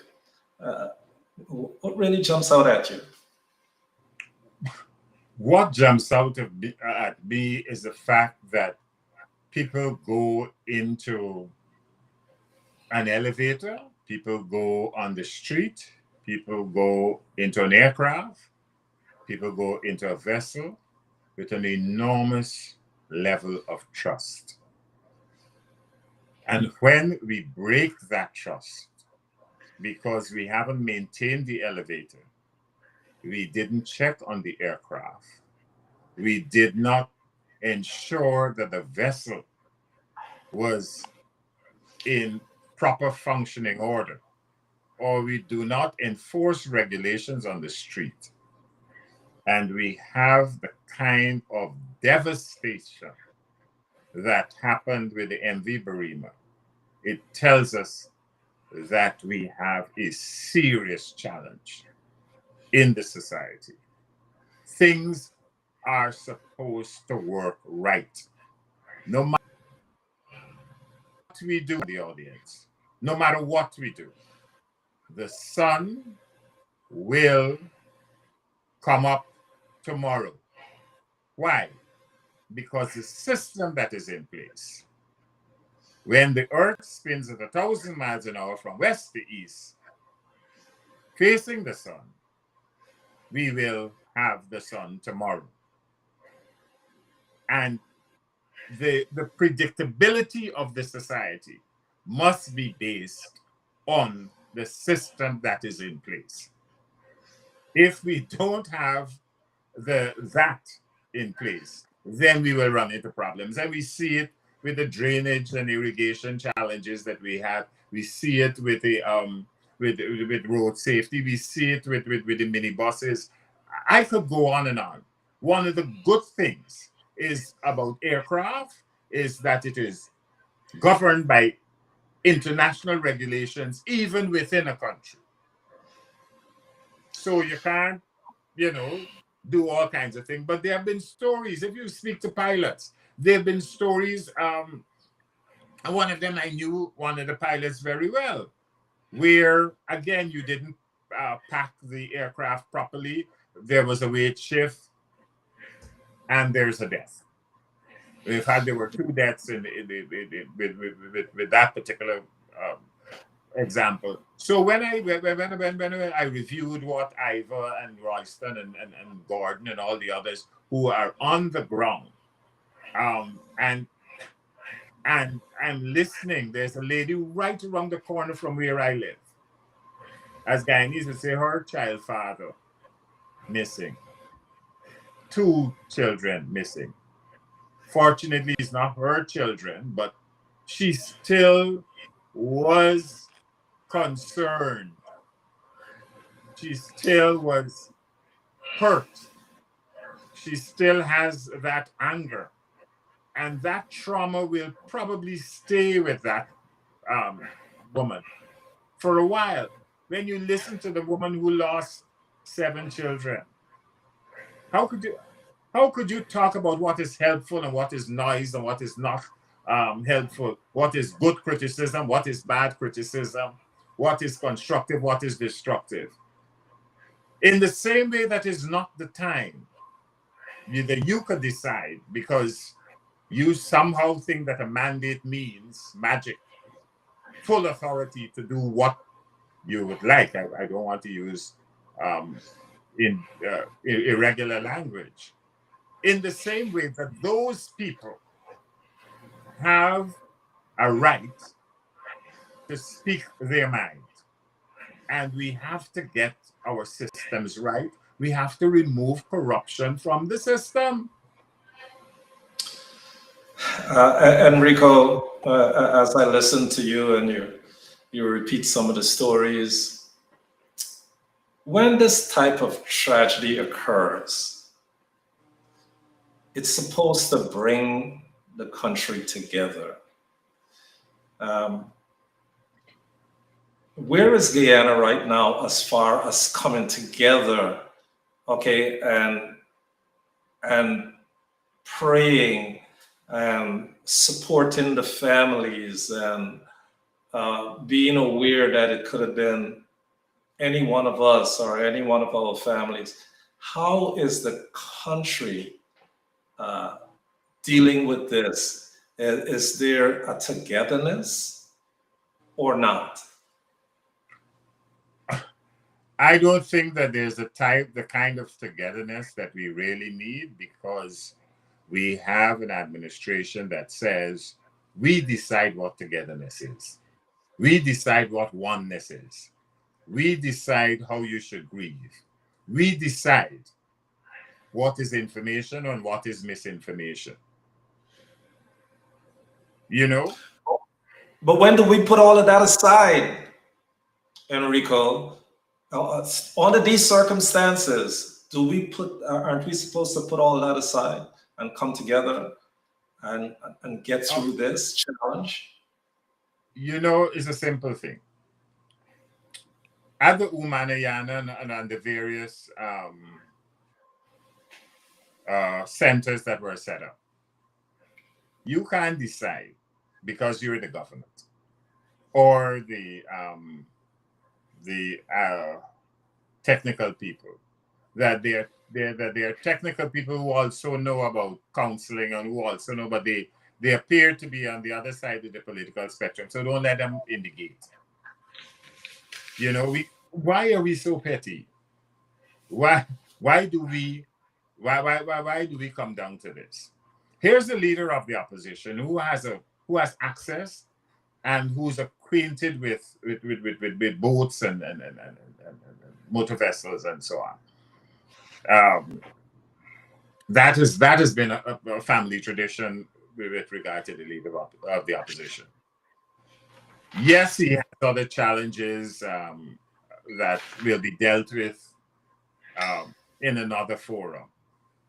But that should not change the fact that he also knows about the river. He also has been on the ocean. And if he throws in his boat and he goes out there, we're now saying that he is politicizing the thing. But the National Security Advisor, who also has similar experience in terms of aircraft and search and rescue and search and recovery. He sends his aircraft in. I'm not sure if the government paying him, but he sends his aircraft in. And nobody will say that Captain Jerry Gavaya is politicizing the thing and bigging up himself. Well, some people are pointing that out, yes. Bigging up himself and promoting Roraima Airways and promoting his own situation on the ground. We are a country that I think we look for challenges. And having looked for those challenges, if the challenges are real, we ought to solve the problem. We ought to look for solutions. And there are solutions that will come from every part of the country. And let us see how we could use those solutions. How we could activate. So important. So important. This is really grabbed the entire diaspora. And, you know, we here at the Reset Talk Show, this is a story that we had to get behind because we're talking about lives, so many lives. Let's welcome in MP Dexter Todd of the APNU party. Did we lose Dexter? I think he went out to come back in. Good morning, Dexter. How are you? You're muted. Good morning. Good morning. Apologies, I have been on the go, and so I have not been able to get all my laptop and everything up and running. Not a problem. What's important? Yes.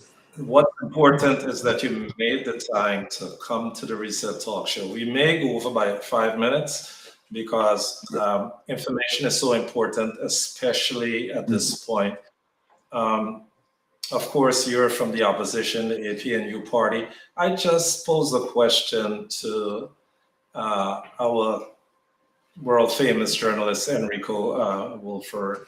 My question was, with this tragedy happening on the seas in Guyana, is there one umbrella where we are going to come together and grieve and help the survivors to cope at this point? Is that happening? Is that occurring in Guyana right now? Is it everyone that's banding together to get the country through this devastation? I would say no.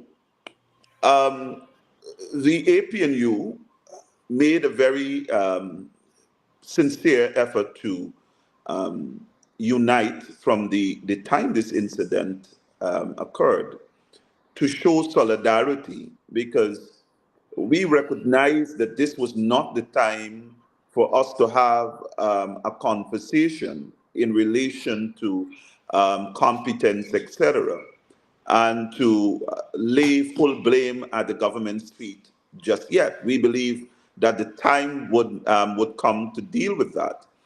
And so we, of course, extended a hand to see where there can be some form of support, because at that time, we did not know the numbers. We still do not know the number of our citizens who were lost at sea.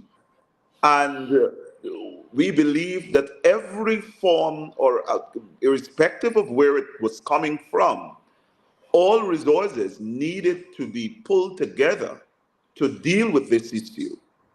And so immediately, I believe when that happened, we jumped into a conversation and a call to set up our own situation room and to be able to make very informed decisions immediately. And I believe that started sometime after 3 in the morning of the Sunday morning, a.m. And so immediately some of our members of parliament were able, from the APNU, went to charity, and others attempted to have some form of conversation first with those who were on the ground at the Humana Yana. And so before we got there Sunday morning, government was, of course, they had the gate of the Humana Yana open.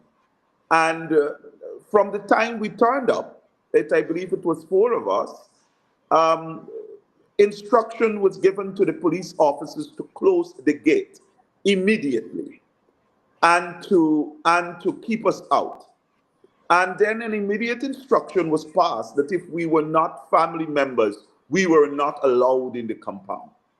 So when persons begin to talk about the APNU giving any hand in trying to politicize this issue, I would strongly suggest that they go back and study the facts and analyze it properly, because the politicization and the segregation was clearly at the feet of the government. The government, we thought that, and we took a list of persons who were asking questions. We have a number of party comrades who were unable to find their relatives and who wanted to, of course, assist. So some of the things that we were talking about was in terms of the arrangement. And so the only option thereafter was to go live, and I think that is what we did. Now you move up to the issue of now having information, accurate information. We stood there and we said openly that the government's number of which was of course announced by the minister, 116, sorry, 111 or 111 or one, then it went to 116 plus 17.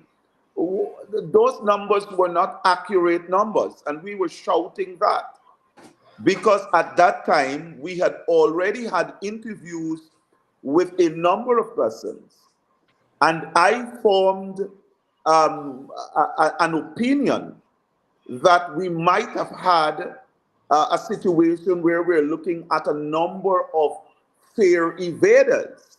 And so they, of course, if you purchase your ticket online, your names automatically went on the manifest.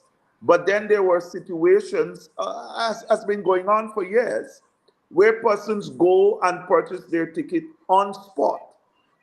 And so the manifest did not reflect the records of the book, and so you could not share the manifest as a means of saying, I am fully confident that this is the number. So the situation at hand is that you do not know how many persons were on that vessel. Therefore, immediately, we were going to encourage government to begin to put out some form of circular or ad which will assist persons to say if your family member is missing, they did not, and you had information that they were traveling to Port Kaituma, etc., and so on. If you have any information, then we want you to bring in that information. And so at the end of the day, that would have assisted government in collaboratively putting a number of documents together from a number of sources to be able to compile it and come up with at least a temporary list that they can work on, which will give an indication for a number. So, so we at All Material Times had all intentions of supporting the efforts of this government to ensure at the end of the day that they get the results that Afro-Guyanese all across this country which are mourning. But government did not want to do that. So there's not been a united approach to it because the PPPC's government, they're very intent, they're very firm on not cooperating with the opposition.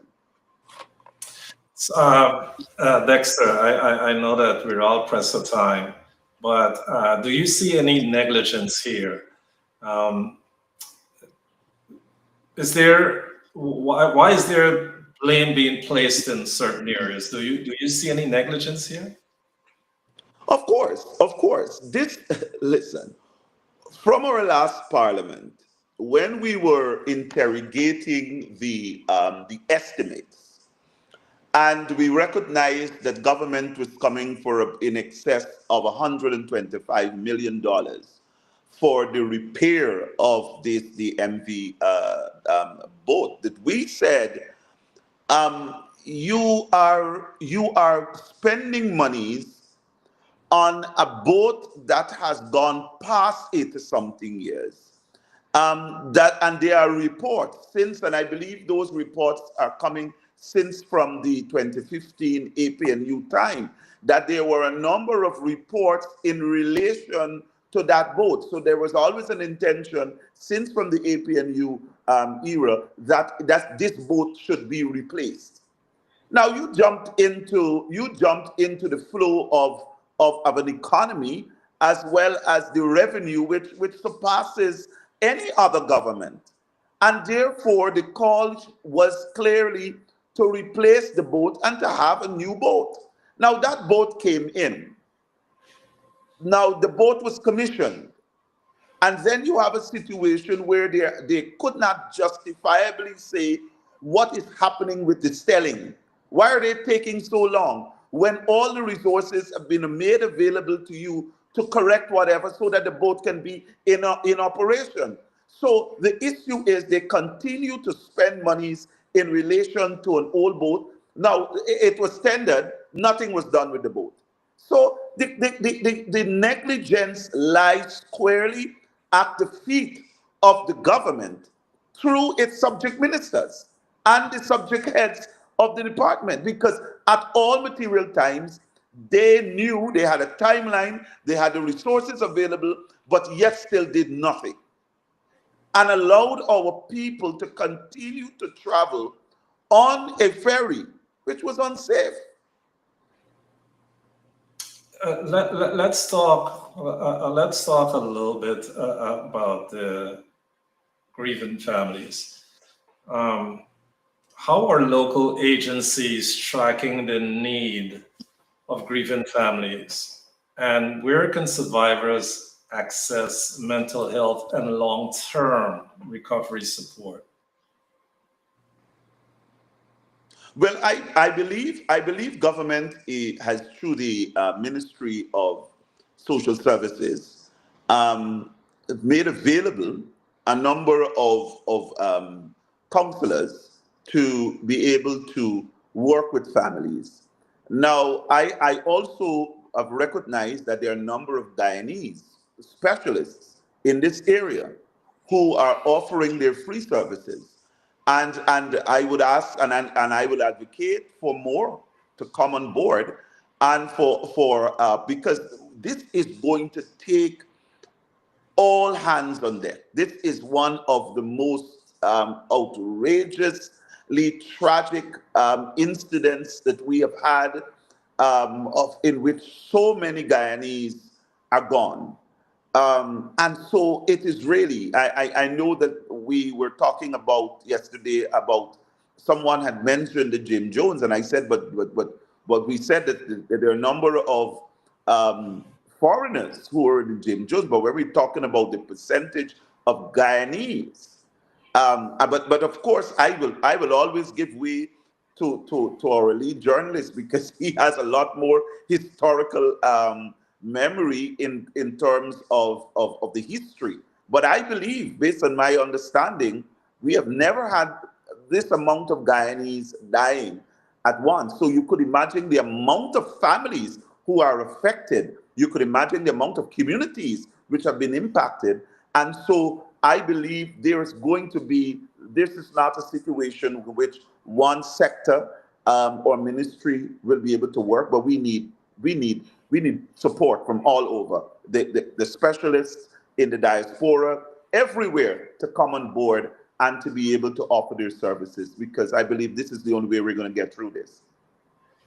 First, Enrico, do you concur with MP Dexter Todd on this being the biggest Guyanese disaster in the history of Definitely, as far as I'm aware, it is the biggest in terms of the number of people who have perished so far.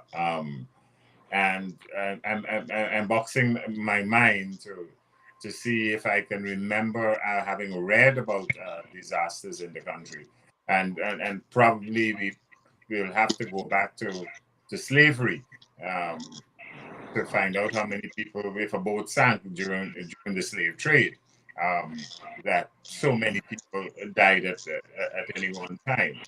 The air disaster, even in the United States, when we had 9/11, the number of Guyanese who died there does not match anything close to this.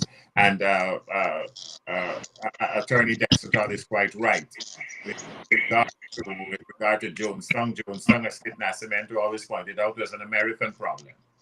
It was Americans who died on our soil. They could have died. You had a cruise ship in Italy where people died on the cruise ship, and the cruise ship captain, by the way, is in jail to this day because of that incident. But what I wanted to also point out before you go, JR, is this, and Dexter raised it quite rightly, is the cost of not paying attention, the cost of not putting resources in place, the cost of not having proper regulations and enforcing those regulations, the cost of not making sure that people are not corrupt. It's the cost of not. When we look at all the things that should not have been done, then we realize that that is a cost that leaves the society with a void.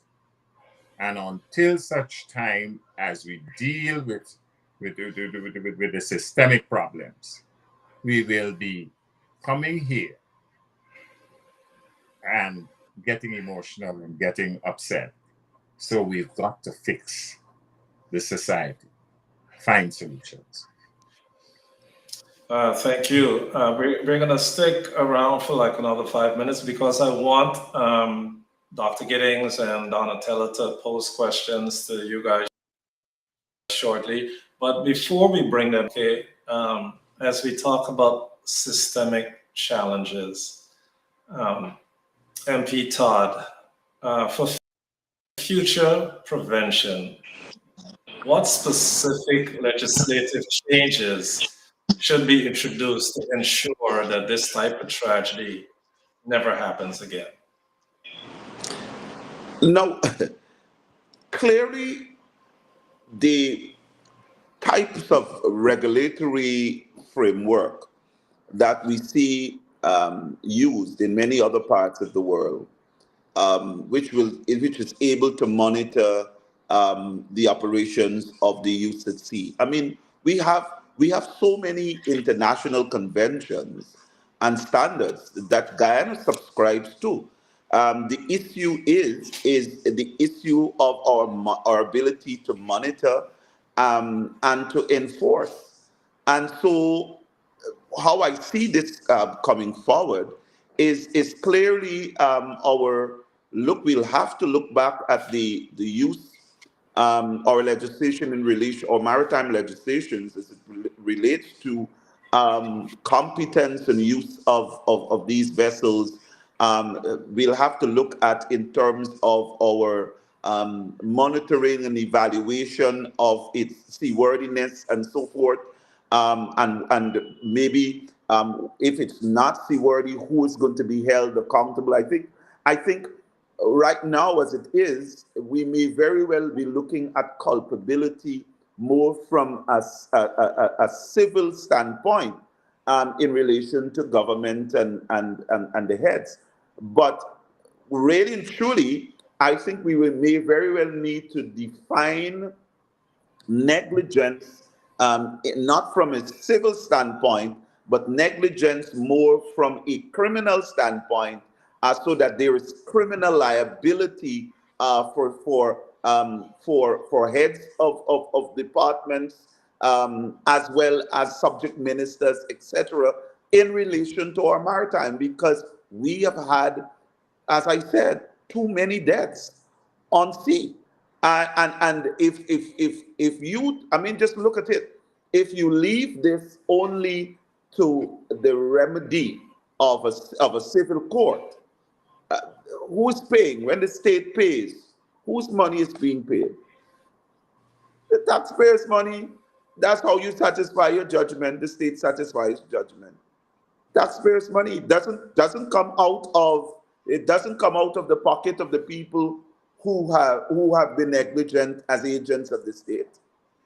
So really and truly, the state, we who are the citizens pay for the negligence of a public servant or a public officer.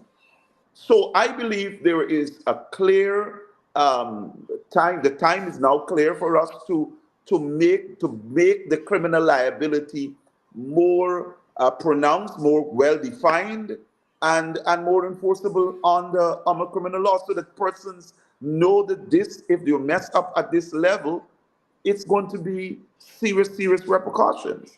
But outside of the monitoring on and regulations of vessels at sea, I believe we have all the international conventions that we just need to, and that we have signed on to, that we just need to make sure that those things are enforced.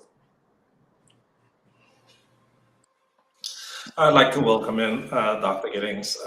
Dr. Giddings, of course, is of Guyanese heritage, and I'm sure she'd like to either pose a question to either you or Enrico. Yes. We can't hear you, Dr. Giddings. I'm sorry. Good morning. Welcome.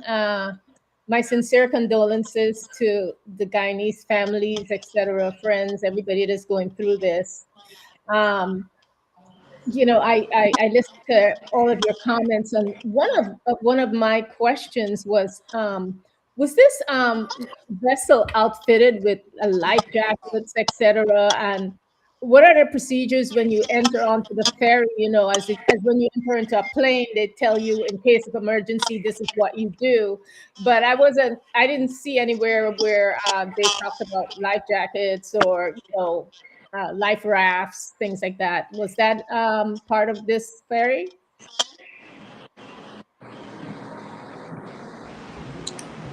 Well, I know standard from a standard standpoint perspective. Most of our vessels, if not all of our vessels, will have life jackets, etc. But in terms of a protocol, when you're at sea and should something happen, what's your emergency plan? Mm-hmm. I do not believe that Guyana has adopted that level of standards, so that passengers are even aware as to what to do in the face of an emergency, and that is a great indictment on the government's ability to really advance the protection of persons at sea. This here has caused the eyes to open on a number of things. Clearly, I am not sure with such an old boat. Again, I'm always leaning on the journalistic investigation and knowledge of Ms. Woolford, because I don't think that they even had an emergency rafting on this vessel. I mean, to say that, you know, that if you were to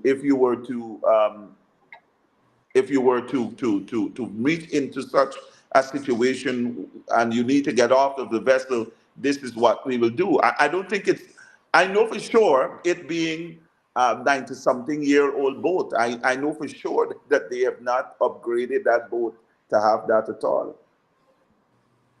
Wow. What I can say, Thank you. if I can come in, what I can say is that we've been told by the Transport and Harbors Department, by MARID, and the Minister of Public Works, that it had life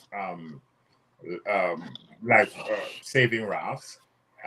It had life raft. It had the body thing, the life jackets. Okay. But the challenge is whether there was a procedure, as you said, Doc. At the beginning, you know, those of us who've been on cruise ships know that before the cruise ship takes off, they make an announcement. They have people demonstrating where this could be found and what have you. And essentially, what we were hearing from the survivors is that this thing happened suddenly. It happened so fast that some of them held on to vinyl, some of them held on to boxes and you know, ice boxes and what have you. That the thing just went up and came back down and capsized. Now, everybody who knows about these things will also know there's a process for these things to happen. You know, things just don't happen just so sudden. You know, it's not a case of Jonah and the whale. So what the crew may not have been advised to do is, if the vessel is taking in water and so on, will say to the persons on board that, look, put on your life jackets. We're going through dangerous tidal activity and what have you, in the same way you do it on the plane. But listen, the speedboats again are required to do that. Are required to tell people to put on their life jackets. And some people don't like to button their life jackets and all kind of stupidness, but it's, that this, I know who wear this. Well, if you don't know, come with your own life jacket. Travel with your own life jacket. My staff travels with their own life jacket when they're going anywhere. So again, it comes down to procedures and policies and programs, excuse the P's, that ought to be in place to ensure that these things happen. And Attorney Dexter Todd, and he's also a member of Parliament, he pointed out just a moment ago that we have all these protocols, we have all these international regulations and so on. Whether we adhere to them is the challenge. I think we have to start doing that. Okay, so Donatella, is Donatella with us, or she jumped off? But I must update the audience. Oh, there she is. I must update the audience that MP Amanda Walton Desir, she is at a national press conference, and I don't think she might be able to join today, but next Wednesday, we should have a lot more information about this tragedy. So we would also like you to jump back on next week, Dexter and Enrico, because this is major. People need information, and coming from different perspectives and all angles is most important. Donatella, your quick question for either MP Dexter Todd or journalist extraordinaire Enrico Wolfer. Hi, thank you, gentlemen, for being on the platform today. I actually had a question for both, so I'll just go in order with Dr. Todd. Dr. Todd, tragedies like the MV Marina disaster affect not only families in Guyana, but also thousands of Guyanese living abroad. What are the greatest needs facing the families right now, to the best of your knowledge? And how can members of the Guyanese diaspora or persons like myself, I'm African American, make a meaningful contribution beyond simply offering our prayers and condolences? Thank you so much. So many of our Guyanese, their top priority, even though they might be very cognizant of the hard reality, having not been able to find their family members for over 3 days, the likelihood of them not being alive, it stands great. And so I think for some, their greatest priority is to be able to recover. um, uh, Many of them are inconsolable with the fact that the possibility lies that they might not be able to recover a body. And we made a call yesterday for government to put aside all pride and really reach out to all our international brothers and sisters for more assets to be on the waters, because up to yesterday, when our lead MP, Dr. Terence Campbell, he was out there on a boat, but he was periodically just showing that we were not seeing government, Coast Guard, or anybody, in that area searching. And then you had the leader of the opposition making comments that they contacted the Coast Guard and they came about 3 hours after to collect bodies that they had identified. So clearly, government, look, we are quite cognizant with government's rollout here.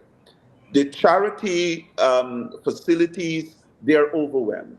The hospitals and morgues, it's inadequate. They're overwhelmed. They're not saying that, but a lot is happening. It's very chaotic. But I think in getting help, one needs to understand that honesty might be the first step. You need to be honest in relation to the situation, and they are not being honest in relation to the situation. So for some, their priority is to be able to recover and to be able to give a decent burial for their loved one. The others who have recovered, their priority right now is how to deal with this grief. And many of them, it's some of them are just inconsolable. They nothing you're saying to them is being registered. So we have a number of dynamics being played here. And then the resources, some of them might not be able to take their family member to the area where they were originally from, to be able to lay them there. Because at some stage, because of the level of decomposition, you may very well have a situation that government may very well just have to involve itself in assisting in burial right there, because there's not much you can do. After now, it's going to be very, very difficult. So I think a one approach is not going to work. I think sometimes you may have to work with families depending on your assessment of their needs as you go along. But to my mind, those are two of the key priorities now, being able to counsel those who are found and those who didn't find. How do we deal with them with this level of uncertainty that they may not be able to find those loved ones? Well, that's actually my question. Has anything been established where people in the diaspora can contribute monetarily to a safe location where they know those donations will make it to the family? You know, Donatel, I think I could answer that question because I've been in contact with the Guyana consulate, and they're trying to put those things together right now. So as soon as we are able to get that information, of course, we're going to relay it to the public. So as we talk about Guyana mourning, and we talk about the devastation, there are two events on Friday here in New York City. There is a night of prayer at the Consul General's office of Guyana to New York, and that's at 228 East 45th Street on the 4th floor. That's at 6 p.m. And then we have a candlelight vigil on Friday. Location, Church Avenue and Utica Avenue in Brooklyn. And basically, that's the Guyanese American community leaders who are inviting all Guyanese to come to that vigil. So we have a night of prayer at the Consul General's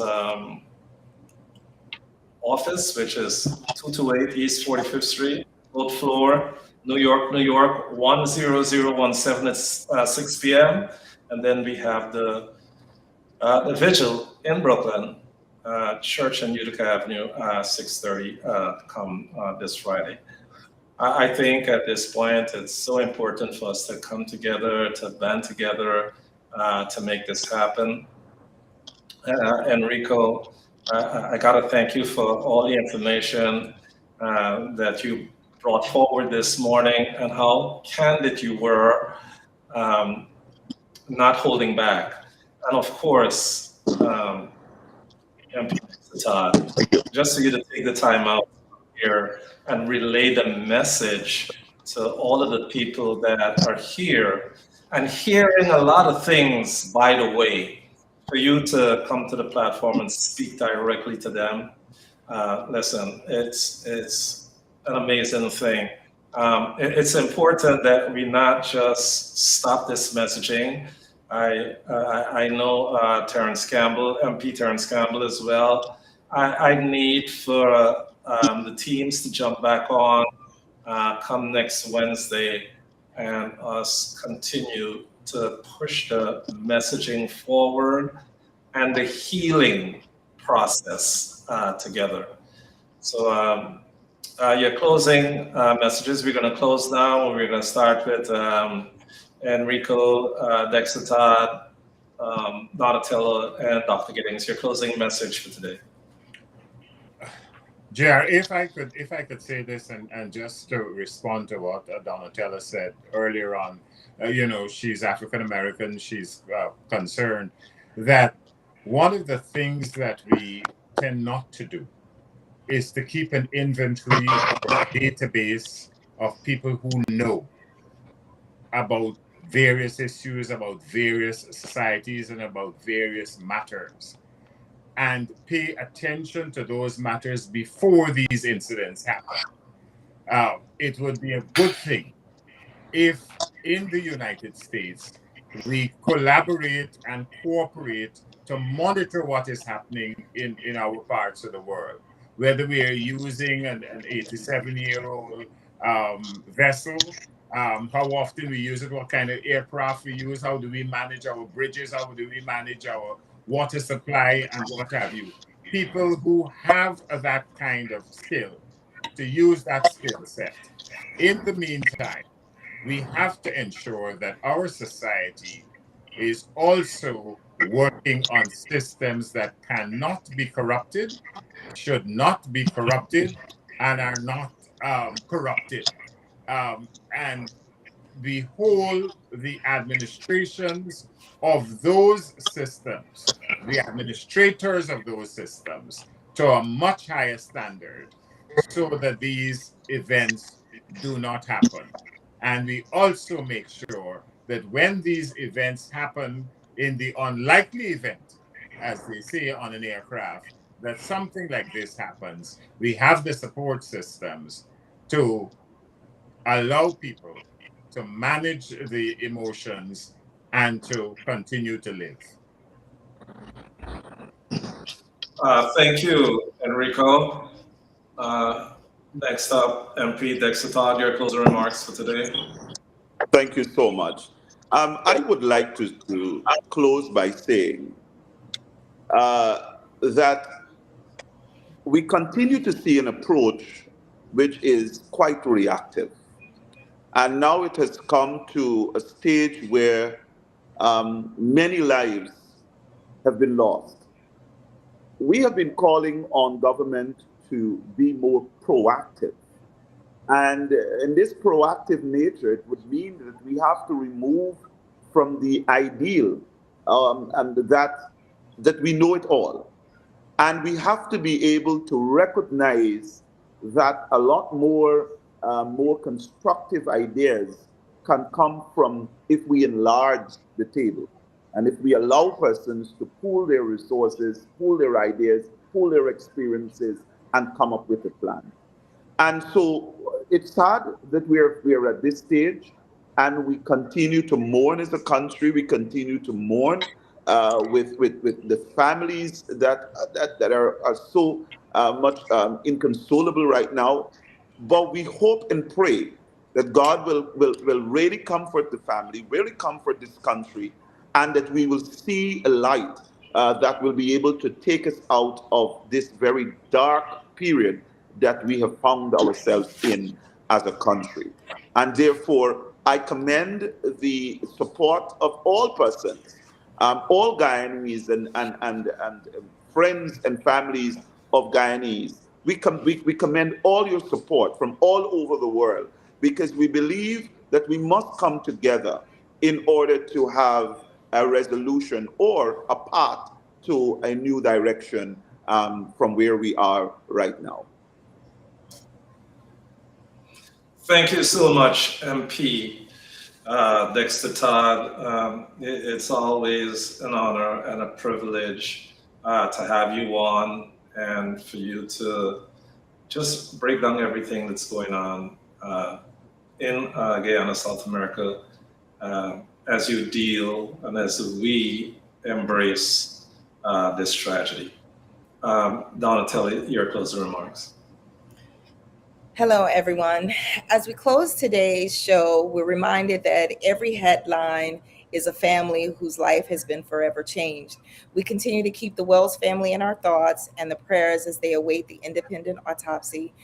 We also want to let the public know and remind you that we want answers, but justice is best served when the investigators and forensic experts are given the time they need to follow the evidence carefully and thoroughly. Patience is not the absence of concern, it is the respect for the process and to learn the truth. We also continue to lift up the families affected by the MV Barina tragedy in Guyana as they grieve unimaginable loss. Our prayers remain with every family waiting for answers, healing, and hope during this incredibly difficult time. And before we go, I want to encourage our viewers in my hometown state of Alabama to stay engaged in the democratic process. As someone who's born in Alabama and now a proud registered voter in New York, I understand that every vote matters. And Alabama's special primary election is Tuesday, August 11th, and many communities will participate in the municipal elections on Tuesday, August 25th. So if you're capable and eligible to vote, make sure you are registered because your voice is your vote. Thank you for joining us this week on the Reset Talk Show. Continue to seek truth, extend grace, and support one another, and never lose sight of a shared community, which equals great humanity. Thank you. Thank you, Donatella. Dr. Giddings, your closing remarks. Yes, another informative and sad show, actually. Just praying for peace and guidance for the families in Guyana, families and friends, etc. And hopefully out of this tragedy, we implement some more protocols and procedures and just prevention measures so that going forward, other families do not experience this same type of tragedy. Really looking forward to seeing what's happening on the Wells front as well. Uh, hopefully, we get some justice served on that front. And everyone here know that going and making a plan and registering to vote is really important. Know that voting not only in big elections is important, but it's the local and the state elections that are extremely important, because a lot of times these local and state elections helps us to get certain people in place, such as Secretary of State, Attorney General, and these are the people that guide our elections, which are being affected by this administration right now. And to overcome that, what we all have to do is vote. So go ahead and make a plan and vote in your primaries. These are going to be really important to change the administration's look going forward, because the current administration is not working for you. So everyone have a great rest of your week. Make sure you're careful about your fruits and vegetables with the psychosporiasis going around, and take care of your friends and families. We'll see you here next time, same place, same time. Thank you. Thank you, Dr. Giddings. I must say, it's a privilege and an honor to sit here every week and bring to you all the big storylines, not only from across America, but across the world. The contributors that come to this platform is what makes a difference. Every week I want to thank all the contributors, starting with Donna Teller, Rabbi Cohen, Dr. Giddings, of course, journalist extraordinaire Enrico Wolford, and MP Dexter Todd of the APNU party. When we bring stories to you, we bring and cover all the angles. So I want to thank you guys for trusting us and letting us come into your homes every Wednesday. Follow us on all of our online platforms, and please subscribe to our YouTube channel. That's the Reset Talk Show NY on YouTube. For now, we end in a lot of sorrow today as we spoke about the MV Barina tragedy in Guyana. Again, our thoughts and prayers are with the families. This is not an easy time, but we will continue to lean in and try to get this back to a place of normalcy. Thanks for tuning into the Reset Talk Show. See you next Wednesday. Oh, big show next Wednesday. We also have the Congresswoman Yvette Clarke, Democratic Congresswoman Yvette Clarke, that confirmed that she's going to be on next week. And of course, we want to bring in our contributors from Guyana, the elected officials from Guyana, to talk more about the tragedy. See you next week, same time, same place. Drinking alcohol increases the risk of several types of cancer, including breast, colon, and throat cancer. Drinking less can lower your risk. You deserve to know the truth about alcohol and cancer. Get the facts. Visit nyc.gov/alcohol.